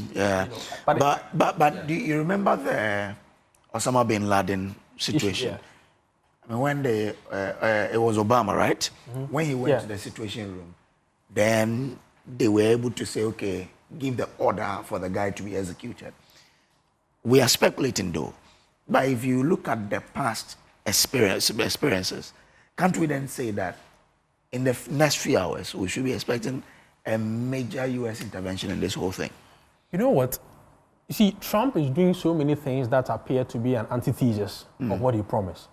And right now, in the midterm election coming up in November, Trump is being very, very careful because there is a solid MAGA base that is not happy with U.S.'s involvement in the Middle East. Because Trump came to power on the argument that you are going to take U.S. away from most of these wars. You don't want to be seen in entangling in these wars and making it more than your predecessor. So it's in news to you. Trump is very much aware of these calculations. And we have seen how regime change has been very unpopular, and it has deteriorated. You saw what has happened in Libya. Libya is no better than it was during Gaddafi's time. So regime change have never been done very well, and they have not. You go in with a plan, but as to how sustainable the aftermath of your attack will be and the political stability to create is always uncertain. And so the Americans are very aware of directly getting involved in a regime change, issue. Where I said right now, I can only speculate that U.S. will indeed deploy its military assets, protecting what they claim to be its interest in that area. But as to whether immediately they want to get involved, I just want to be cautious and see, what happens. Which is what Netanyahu is betting against. I think we should actually look at the snowballing effect, where just this morning, there are reports that even Palestine has been hit by about 80 missiles, where we are looking at Israel and Iran currently. But we know this is a region that is very sensitive, and you could get allies and other countries involved so quickly that will affect global trade and the infamous, canal that we know. And we know that there is that possibility. I think they call it the Strait of Hormuz. Exactly, that's strait. Now we are just talking about two countries. And on the geopolitical side, we're not saying that there is the American side and there's also the Russia-China side. What is going to be that snowballing impact, and would that actually elongate this war? Well, I think I'll come back to the question. I'll come back to the answer that there's a lot of uncertainties going on at this particular moment. We would have to wait a few days to see, because Iran has allies, like you said. Maybe at some point, Russia might want to step in through veto of some of these actions. It might be through deployment of some weaponry systems, some ammunitions. In fact, Iran can also have some effects on this Strait of Hormuz that they are talking about. They can decide to manipulate that area as a card, that they will play in the crisis. And so once again, for me, I want to be cautiously optimistic, that this war or this crisis is coming to an end in some few days. But rather, my biggest issue here is the U.S. Once the U.S. I don't cut you, but I'm just reading from Al Jazeera that an Iranian lawmaker says Tehran is considering closing the waterway. The Strait of Hormuz was most important. That's what I'm saying. Just the same way the Houthis were able to exploit that area, that stretch of transport, area to their advantage. Iran could also, do that. And now it is very, very desperate. Iran is very, very, very desperate because Israel is achieving almost 70 to 80% of what it sought to do. It is taking out a whole echelon of the Iranian Revolutionary Armed Forces Guard. It has taken out their defense system. It has taken out nuclear scientists. Those that were replaced in some few days some of them have been assassinated. And so it is doing to Hezbollah, it is doing to the Iranian regime how it attacked Hezbollah in southern Lebanon. And so the Iranians are in a very, tight space. This is a preemptive strike. This is what you call premeditated strike in international law. Some other people would have, and yesterday I like the question that Evans asked the ambassador. This is a preemptive strike. Ordinarily you would wish for somebody to attack you before you attack them. But international law gives a caveat. If you look at Article 51 of the UN Charter, it tells you that even though the UN says don't use force, when somebody attacks you, you attack them. Except that the United Nations system did not define what constitutes an attack. So if I see that you are arming yourself to attack me, can I strike first, or I should wait for you to strike? But there are a number of scenarios that speak to the heart that preemptive strike or premeditated strike are permissible in some instances, in international law. And the Israelis say this is coming after years of warning of that nuclear weapon development that they suspect Iran will be building. In fact, the first time they suspected this was in 2000. That is when this Iranian nuclear capability came out, and that they were really, really arming themselves to producing a nuclear weapon. And Iran says that, look, we are doing this not to create nuclear weapons, that is what they are saying, but to have a trump card on the table. Because people are saying there is speculation that Israel even has nuclear weapons, but nobody is pushing Israel to declare whether it has it or not. But why are you... This war has shown that both of them have nuclear weapons. Well, Israel hasn't come out together. It's a speculation. I mean, for me, I would believe that I want to believe that Israel's military sophistication and its relationship with U.S., I would want to believe that they have some nuclear... I mean, this is just a speculation. Gentlemen, while we are wrapping up to go, I just want you to enlighten me briefly the role of proxy groups, because you keep hearing about, Hezbollah and the rest. Yeah. How are they playing in maybe expanding this war? I mean, it's not just about them now at this point, is it? No. But ultimately, I think that these groups are weakened as they used to be. They might be able to make some impact. And that is why Donald Trump really was not in favor of what you call the JCPO, the Joint Comprehensive Plan of Action. Because according to him, the Joint Comprehensive Plan of Action only targeted Iran's nuclear capability without targeting its support for proxy and destabilizing the Middle East region. And that is why he was against it. And that is why Israel and US have been fighting to ensure that don't only attack Iran, but look at Hezbollah, look at the Houthis, look at the Palestinians, Islamist Jihad, PIJs. Look at all those Iranian proxy, and then attack them before you go to Iran. And Israel has realized that Iran is at its weakest moment. Now that these proxies are on their knees, there was no better time to strike than now. Well, many have said that when you see your proxies coming down, it's a clear indication that you yourself prepare for we have one in our local balance. Or something. And I even want to say, although we have to go, yeah. Are we right to say Zulfi Asema this time? Because Ghana have said my goodness, that one is an issue for another day. Look, I keep saying that Nkrumah said we look neither to the east nor to the west. We look forward. Ghana's foreign policy has always been one of non-alignment. And I think that Ghana has a national sovereignty. We have our national interest. If we think that the safest way to go is to be non-aligned, I think that is the right thing to do. And I think that the government was spot on. We cannot be pressured by any other state to do what we don't want to do. We didn't say yes or no. We didn't say yes or no. We said that way. Thank you so much for coming. It's too short a time. Exactly. Please give us more time next time. And I'm Real is an international relations expert, and he joins us for this conversation. Of course, our man, our lead data researcher and data analyst, Isaac Kofi Adjei, was also here with us, and we spoke to former Minister of Power, Dr.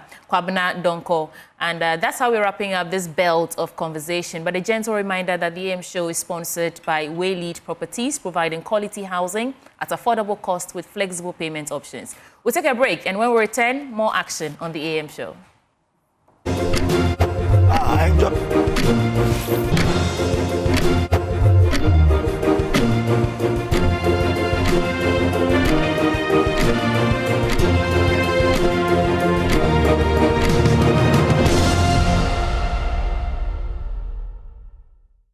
Welcome back to the AM show. Let's talk about DTI, that is the Design and Technology Institute. It's Ghana's first private TVET institute, and they aim to become the leading industrial job training and prototype center in West Africa.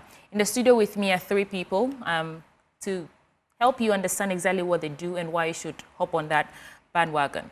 Habiba Mundasiru is a DTI alumni, Joseph Ofaye is head of admissions, and Ebenezer Dadzi is head of design innovation. Thank you, gentlemen and lady. Welcome to the AM show. Thank you. So I want to hear first from the alumni. Okay. What has DTI done for you? Okay. DTI has done a lot for me. It has transformed my life in the way that there are a lot of things I couldn't discover about myself until I stepped into that environment. I took up leadership roles, which I never knew or imagined that I could lead a team. I was just reciting poems until I got to DTI, and I'm able to write my own poems. And then the skill that they've impacted me with, I'm able to strive in the industry, which is the design innovation course that I took. I'm able to do graphic design and web development as well.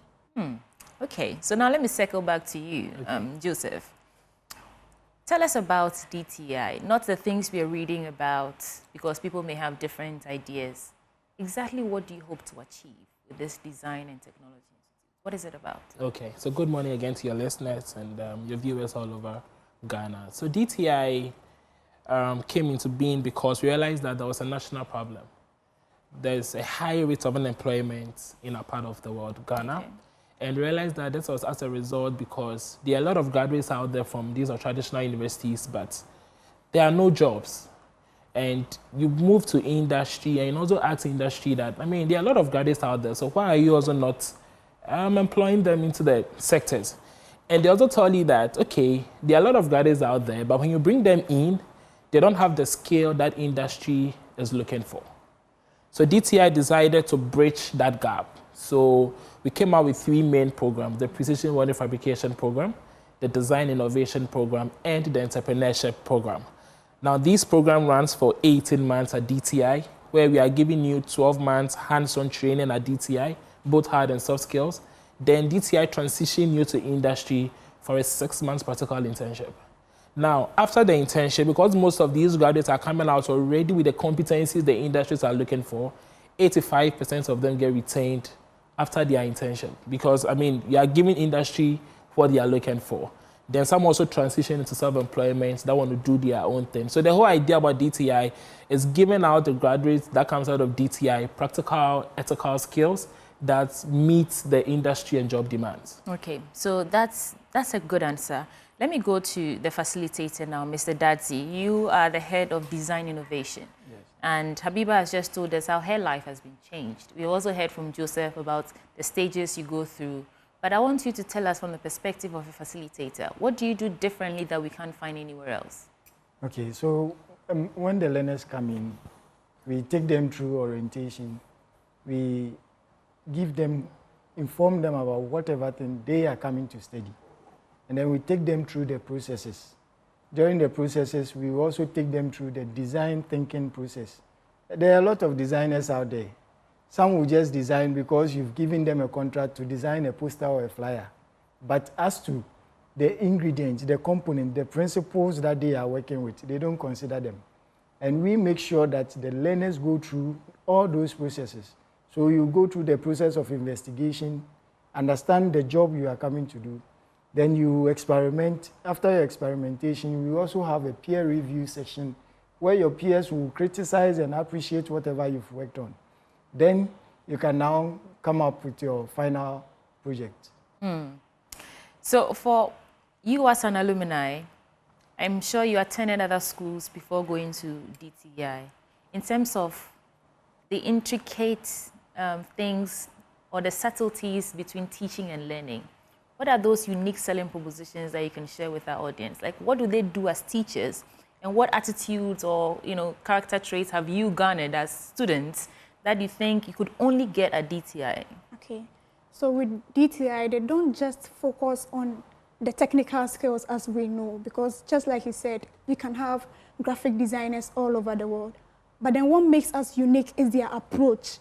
It is practical. We get all the equipment we need to regularly practice every time. And then sometimes we get to embark on industry trips where we meet them. Yes, we meet them, and then we get to connect with them, and they see our works, and we are sure that we are on the right path. And also, they also focus on soft skills as well, because it's not only the hard skills that will be taking you there. It is sometimes your soft skills that will keep you there. And we have clinical psychologists in there who monitor us and train us well, so that when we go to the industries, we are able to work up to expectations. So that's the unique thing about DTI that I don't see in other institutions. I think it's also for their credit, to their credit, that you speak so eloquently. Yeah. All right, Joseph, you are the admissions officer. Yes. If someone was watching and thought, I want to go to DTI, what are the most important things the person should take note of? Yeah, so if you're watching us and before DTI is a place where you need to be, I think you can visit our website, dtiafrica.com. Everything about us is there. You can apply. And just as Habiba said, DTI is giving out a holistic education where we are not just interested in giving you the hard skills. You need the soft skills. Just like they say, in industry, you need to be a team player. You need to be resilient. You need to have good public speaking skills. You need to be a round package. So DTI focuses more on giving you that aspect as well. So there's the extracurricular activities at DTI that helps you bring out the soft skills inside these learners. Most of them come out, they are very shy, they are very timid, because growing up and going through our traditional schools, that's the kind of settings you get. But by the time you are leaving DTI, we are very intentional about it, because we are producing you for industry. If I tell the industry, you know how to design this phone, and I move you in there, it's not about can you do it or not. You should be able to do it. So if you're watching us, you can just visit our website, dtiafrica.com. I don't know if you can give out our numbers now as well,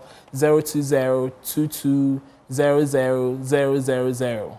Or you can also call 05333-90937. It's going to come straight to the admissions team, and we're willing to have you on. Because you're set to become West Africa's top industrial training hub, I'm curious to know, as a teacher or facilitator, have the students challenged you in any way?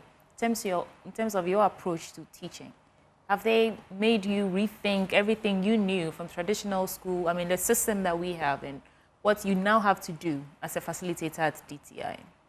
Yes, we've had a lot of challenges from learners, and it gives us a whole lot of impression as to what is happening down there from our basic schools to the secondary schools. Some students come in and even to hold a computer mouse is a challenge. But as a teacher, you need to find ways and means to psych them up, to encourage them, and also to train them on the softwares we are working with. So it's been a very interesting time. And at the end, when you see the joy that a learner who came in and was afraid to touch computer mouse is now able to design with that same computer mouse using the software, it's so interesting. Yeah, that's the joy of every teacher. Yeah. Well, Habiba, it's your turn now for you to encourage the young people watching you that you are a success story, as you're telling us, and so they should also take the opportunity and join DTI. Sure. So, my fellow youth out there, I would encourage that you take the first step, take a bold step, come to our premises, explore our courses, and take that one that resonates with you. And I promise that, or I can assure you that you'll see a transformation in your life. Thank you so much. I'll give the final word to the admissions officer. I think it will be good for you to reiterate the numbers again so that we don't miss it. All right. So as I said earlier on, if you visit our website, dtiafrica.com, you can come onto our campus located at East Legon, Mempassem. You can walk in there and pick up the forms. Also, the numbers to call is 020-22-00-000 or 0533-390-937. You're going to come straight to the admissions team and we'll take you through How expensive is DTI? Very expensive. Oh, yes. Okay. But we have scholarship options available as well, so students can also take advantage of the MasterCard scholarship as well. Okay, so what does very expensive mean? Give me a range. So let's say for a tuition, accommodation, feeding, it should cost us about 118,000 cedis to study at DTI. Yes, but you can apply for the MasterCard scholarship. You can get 100% that covers your tuition, accommodation, feeding for the entire journey you're going to be at DTI. Wonderful. Okay, well, thank you so much for coming. And I really hope that our audience jump on the bandwagon, like I said in the beginning. Those who joined me for this conversation, Habiba Mundasiru is a DTI alumni. Habiba, I forgot to ask, what are you doing now? After you graduated, what are you doing now? Yeah, I'm currently at East West Studio. We do design works, we do production, and then we also do advertisement. Okay, so you're putting your education to good use. Okay, so that's Habiba there. And Joseph Ofei is head of admissions. Ebenezer Dadzi is head of design innovation. Gentlemen, lady, thank you for coming. Thank you. All right, so that's that for DTI. But are you ready to dream, dare, and deliver in the world of IT? Then look no further than Jackson Institute of Technology. It is the only NIIT authorized training center in Ghana. At JIT, we provide world-class IT training for individuals and corporate organizations, equipping you with industry-relevant skills in software development, cybersecurity, networking, cloud computing, artificial intelligence, digital marketing, and so many more. Plus, we offer globally recognized certifications, practical job-ready training, and flexible hybrid learning options, which allows you to study either online or on-site. Plus, our expert instructors ensure hands-on learning experiences that prepare you for success in today's digital world. We're conveniently located on the Ring Road near Circle in the heart of Accra's Central Business District. Also in Kumasi, you can find us at Jackson Educational Complex headquarters at Ayediase near KNUST.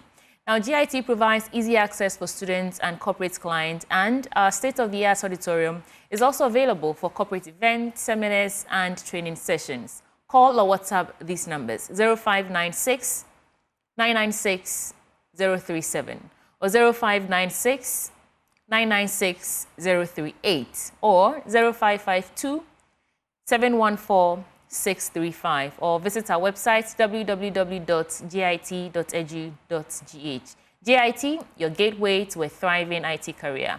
I'll take a quick break. When we return, more on the AM show.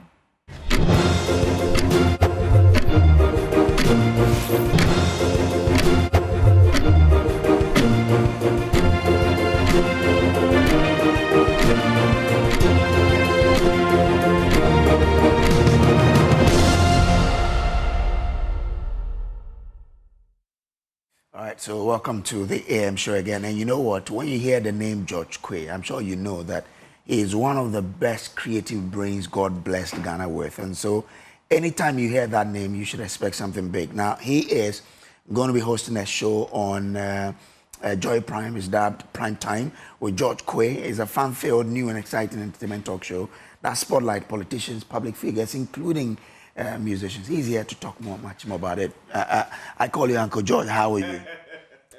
It's an honor to be here. When I was watching Taxi, I was a young boy, but you were... No, when people do that, it makes it sound like I'm like 72 years old and all that. The beard shows. Oh, no, the beard is just, part of the brand. It's all part of it. It's a great thing We need to create a transition. The gray is fake. I sprayed it. Anyway, talk to us about this Prime Time with George Quaye. Yes, time and again, we watch various kinds of interview shows. We watch people interact with people. A lot of the times, we feel the interview is quite hard. Yeah. And it doesn't create that powerful platform for others to draw inspiration from some of these interviews. So we figured we should create a platform that is not only fun, that is not only exciting, but also channels out some powerful conversations that would actually not just inform and inspire, but also entertain and give you everything you need to know about a person in a very light and exciting environment. Okay. That is what birthed, Prime Time. What should we expect? I mean, when you say light... Expect excitement. Expect things about people, things you never thought. Sometimes we look at certain people and we don't even believe that these guys have been through things. I recall there was a time I put up a post on Facebook and it suggested that I have carried buckets of water from Alaju to a house in Kotowabi before. And people were like, oh, for where you, Dada B, you, this and all that. There are people that have gone through things that when they share it with you, you'd be so touched, so inspired. There are musicians that have released songs that if you listen to the backstory, what led to them penning down and releasing those songs, you'd be shocked. There are people that have just been inspired from dreams, from encounters, people who have been dismissed from work, and it has paved other ways, opened other doors to them. And we're going to, have some of these encounters and conversations, but the idea is to make it in a very, very light and fun-filled, manner. Deliver it in a style that is going to make you laugh. Okay. It's going to make you feel engaged and engrossed, and you're going to follow through. And at the end of the day, you're going to pick a lesson or two. Okay. And it's not just going to be talk. We're also going to have various games on the show. We're going to unveil some fresh talent. We're going to speak some underground acts and that. And we're going to have some tidbits in the world of showbiz from across the globe as well. Wow. So it's a total package, as would say a full bouquet. What time will it be airing? It's going to be Wednesdays at 9 p.m. We're starting tomorrow. And our special guest tomorrow is the man who started with the name Batman, but now Samiri. Samiri, okay. Because I was going to ask you to have my four favorite. I have Kofi Kinata. I have Samini. You have to bring Shatawale Mania and Stonebwoy, You ain't got a problem. All the names you've mentioned would definitely be here on Prime Time. They are going to be on Joy Prime, and we're starting it tomorrow, 9 p.m. Keep your dials locked. It's going to be on Joy Prime and online on all our online platforms. Trust me, you're going to love it. Look, I admire your creative brain. And so when you say you're going to do something like this, I can't wait to see what God is good. This one is not just me. Let's give the kudos to the entire team out here at Multimedia. Right, a lot of creative brains have come together to cook this one. And the general public, the world is going to love it. All right, thank you very much. And I wish you all the best, yeah? Definitely, thank you. That's George Quaye for you. And do make your way to watch the show. It's on Wednesdays at 9 p.m. It's Prime Time with George Quaye. But are you looking for a home in a prime location? Nestes Home has got you covered. Our properties in Tema Community 26, just behind Palace Mall, offer a serene atmosphere, easy access to transportation routes, and social amenities. Off-plan prices start at $35,000 US. Contact us today on 0531 01 44 40 or 0531 01 44 47. You can also visit our website at www.nestes.com.gh. Do stay on, we have more to bring you on AM Show.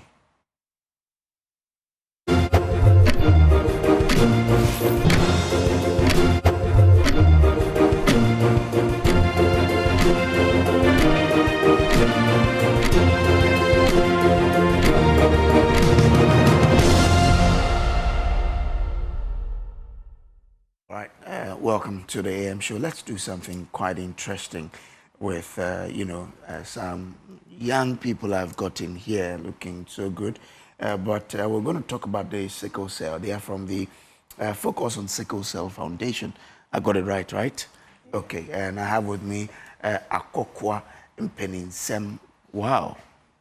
That's your name? Yeah, that is my media name. I'm a journalist, so... Oh, Akokwa Mpeninsem. Akokwa Mpeninsem. Founder, Focus on Sickle Cell Foundation. He is here.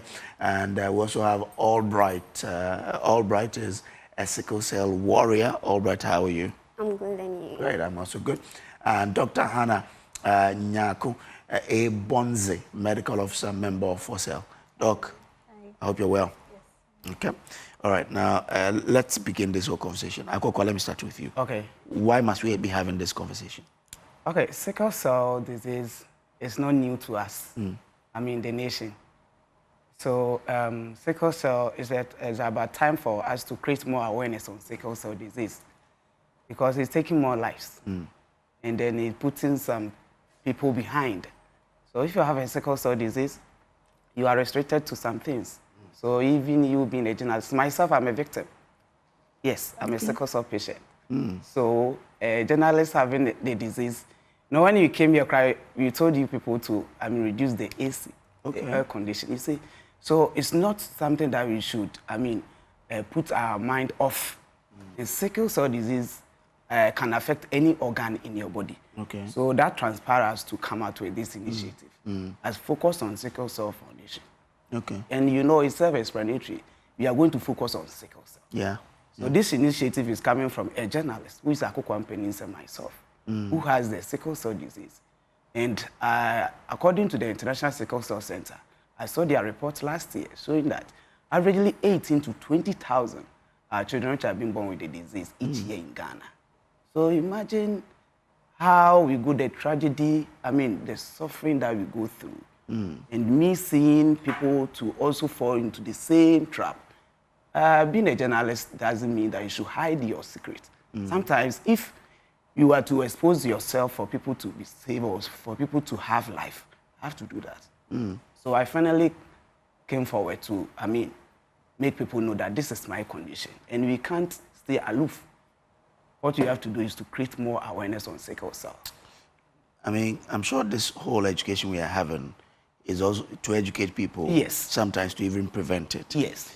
Does this sickle cell have a causal, mechanism or factor? A cause? Yes. Okay, sickle cell disease, doctor is here, so doctor will... Yes, so doc should take it for us. Yes, thank you again. So sickle cell disease, well, let me not use the term disease. Let me use the term as a genetic disorder. Okay. So sickle cell disease is a genetic disorder. It is hereditary. And it mainly affects the building blocks that make up the red blood cell, which makes up your blood. Okay. And these building blocks is actually what helps determine what genotype you are. So it's being a genetic mutation, there's something within the sequence that makes up that building block that is mutated, is abnormal. And with that, causes the building blocks to be also abnormal, which then leads to the sickling shape, which we know we have all seen sickle cell, and thus leading to conditions and complications that sickle cell patients have. Okay. Right. So with that being in mind, sickle cell itself, because the shape of the cell has been skewed to the C shape or the crescent or banana shape, the cells cannot perform its function, which is to transport oxygen to all parts of the body.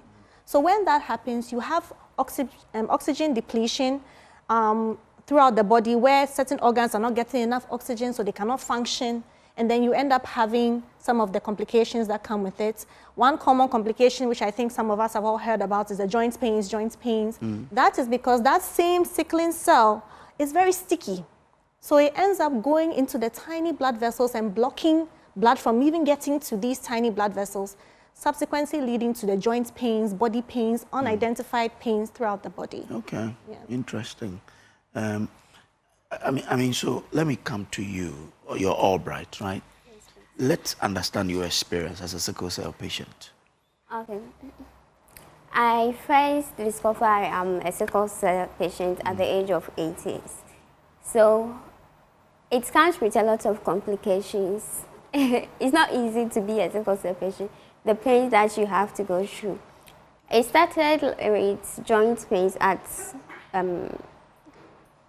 junior high school? No, when it started, I was a kid, like 2 years. When it started, but I personally know what sickle cell was, to how to live as a sickle cell patient when I was 8 years at Kuala Lumpur. I was having, I think, acute stress syndrome, so difficulty in breathing. I couldn't do anything, and so they have to rush me to Winneba. That time, trauma and specialist was not established. So my mom has already lost 3 children with sickle cell disease. So the last hospital he lost my other brother. He said, no, she's not taking me there. So when we went to another hospital, they said no, they can't do it. They should take me to the municipal hospital. My mom said no. Then they took me to Kuala Lumpur. So that's when I got to know that I'm a sickle cell patient. I stayed there for like 2 weeks or so before I discovered. So it was like every week I have from Winneba, I have to go for sickle cell clinic from Winneba to Kuala Lumpur. It wasn't easy. So later they increased my time of going for the visiting. So that's how I got to know that I'm a sickle cell. It's not easy. The pains that you go through, you can go through a pain that you feel like, I wish that I'm dead. Yes, you feel like you're well living. I don't know why I should live. Why do I even have to live? Why do I have to go through all this pain? So, in fact, it's not easy to be a sickle cell patient. You go through a lot psychologically, emotionally, physically. You go through all those kinds of pain. Okay. So Interesting. That's how it is. Which means that, Doc, if it's hereditary, the only cure is for us to do what? I don't want to say. You are the doctor. Well, where we have reached medically, sickle cell hasn't really reached a level of cure as of yet. Yes, there is some therapies going around like gene therapy, bone marrow transplants, to mention a few, especially outside of Ghana, where some of it has been successful, some of it not so much. In Ghana, in certain regional hospitals, for example, Greater Accra Regional Hospital, they have established a sickle cell gene therapy center. However, we are yet to hear of a positive outcome. Of course, it's also very expensive. And even for a patient to be fit or even qualified to actually undergo bone marrow transplant, it's a grueling process. Okay. So at this point, our best way to help is to actually prevent. Okay. And the prevention is actually very simple. You just have to know your genotype. So before our young ones couple up, want to start a life together, it's important to check your genotype. It should no longer be something secret that they'll wait maybe after they are married, and then after they have children, now you all know you now have sickle cell. It's not fair to the child. It's not fair to the family. So we are trying to make sure that our youth, every single youth in Ghana, that is our goal, should be aware of their genotype. So that before you go and choose a lady or a male partner, you know where you are going. And you are going. Okay. Agwakwa, let me bring you in again. On the 19th of June, something is happening. What is FOSL doing? So on the 19th of June, Focus on Sickle Cell Foundation, FOSL, is organizing a national forum on sickle cell. Okay. And the 19th of June, worldwide, is recognized as a World Sickle Cell Awareness Day. So we are going to make a public forum where we will have students, those in the secondary level, tertiary level, and then those who have not even had anything in education background, like they don't have anything at all, they don't know anything at all about education. We want to find a way that we can communicate through the educated ones and those who are not, even in the education line, you see. So we want sickle cell to be known to any other person. So on the 19th of June, Focus on Sickle Cell Foundation is going to host a national forum at the University of Education, Winneba. Okay. So the Trauma and Specialist Hospital, the regional hospital in the central region, is also partnering with us to, come out with genotype testing on that day. Yes, on that day, and it will be free. Okay. For anyone who comes there. Okay. Yes. So we are going to do a free sickle testing. So if you are being tested negative or positive, those with positive ones, they will go further to know your class. That is where the genotype checking comes in. All right. And we won't end there. We are making sure that sickle cell disease, our slogan shows that stronger together, fighting sickle cell disease. All right. I get it. Yeah. How can people contact you? Okay, so if you want to contact Focus on Sickle Cell Foundation, we are all in together. So if you want to sponsor us, if you want to contact us for any other thing concerning sickle cell, the number is 054 75 92 394. 054 75 92394. Okay. I'm grateful to you. Thank you very much. Akokoba Mpeninsem is founder of Focus on Sickle Cell Foundation. Also, Albright is a sickle cell warrior. She got to know about it when she was 8, but it started at 2. We also have Dr. Hannah Nyako A. Bonzi. She is a medical officer and member of OSA. Thank you very much, ladies and gentlemen, for coming through. Well, this is still the AM show. But you know what? Let me introduce you to Sintex tanks. Now, Ghana, let's talk about water tanks. Do you know the secret to real water storage is simple? If your tank doesn't have the tortoise on it, then it's not the correct tank. That's right, the tortoise tank, Sintex tank, is the champion of water tanks. It is strong and durable and built to handle our Ghanaian weather, rain or shine. Sintex tank has your back. So my people, go outside, check your tank, and if it doesn't have a tortoise on it, it's time to upgrade. Join the Sintex tank family today and enjoy water storage that's tough like a tortoise. Call 0244 335168 to buy now or find one of our 400 agents nationwide. You can also shop online at syntexgh.com. Sintex tank, strong, tough. Now, coming up next is Ghana Grows, Changing Narratives, brought to you by MasterCard Foundation in collaboration with Springboard Roadshow Foundation.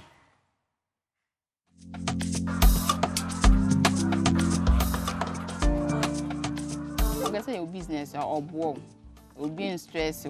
My business in the work on any. Me start and I'm kita 90 beds, but this year I'm kita 900 and over. Tell your business is now a catch and go for we grow our boom. We be too afu to papa, we be too afu to one. Now the all with him na pede yen. You know because I mean me say afu to one na and come and do baby me with.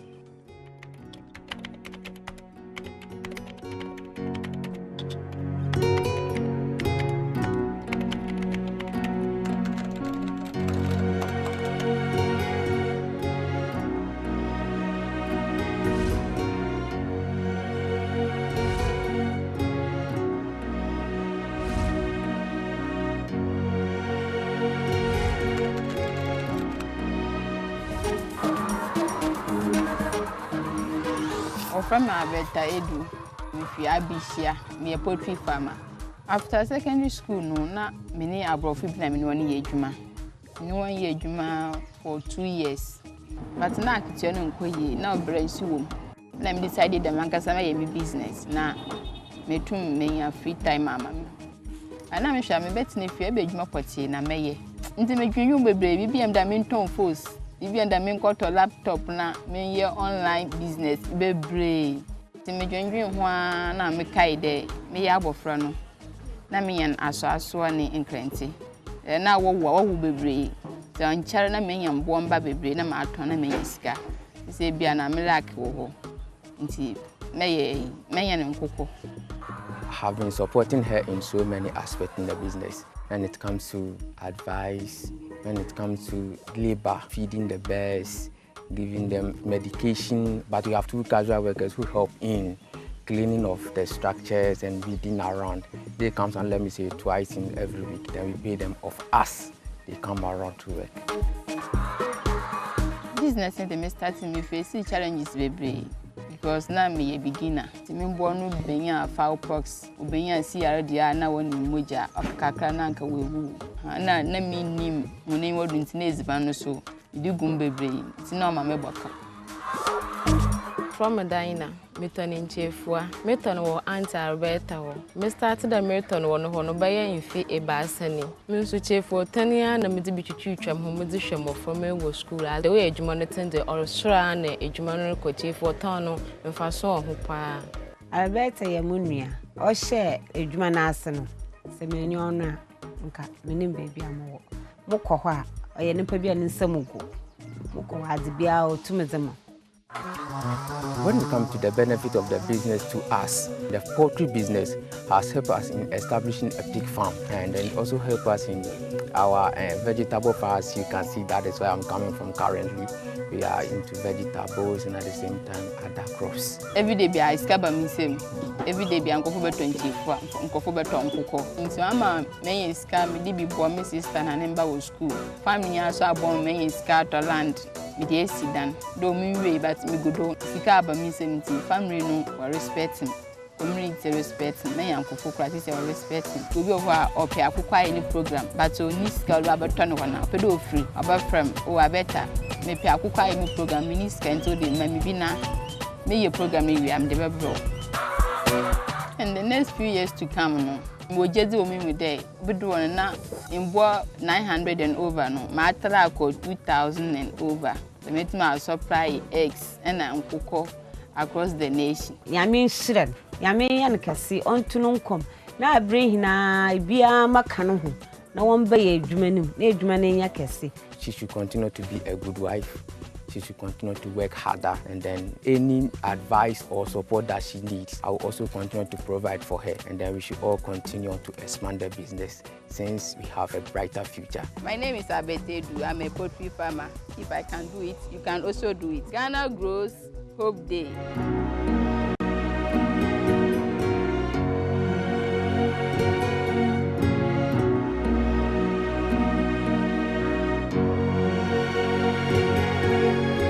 Ghana Grows Hope Day.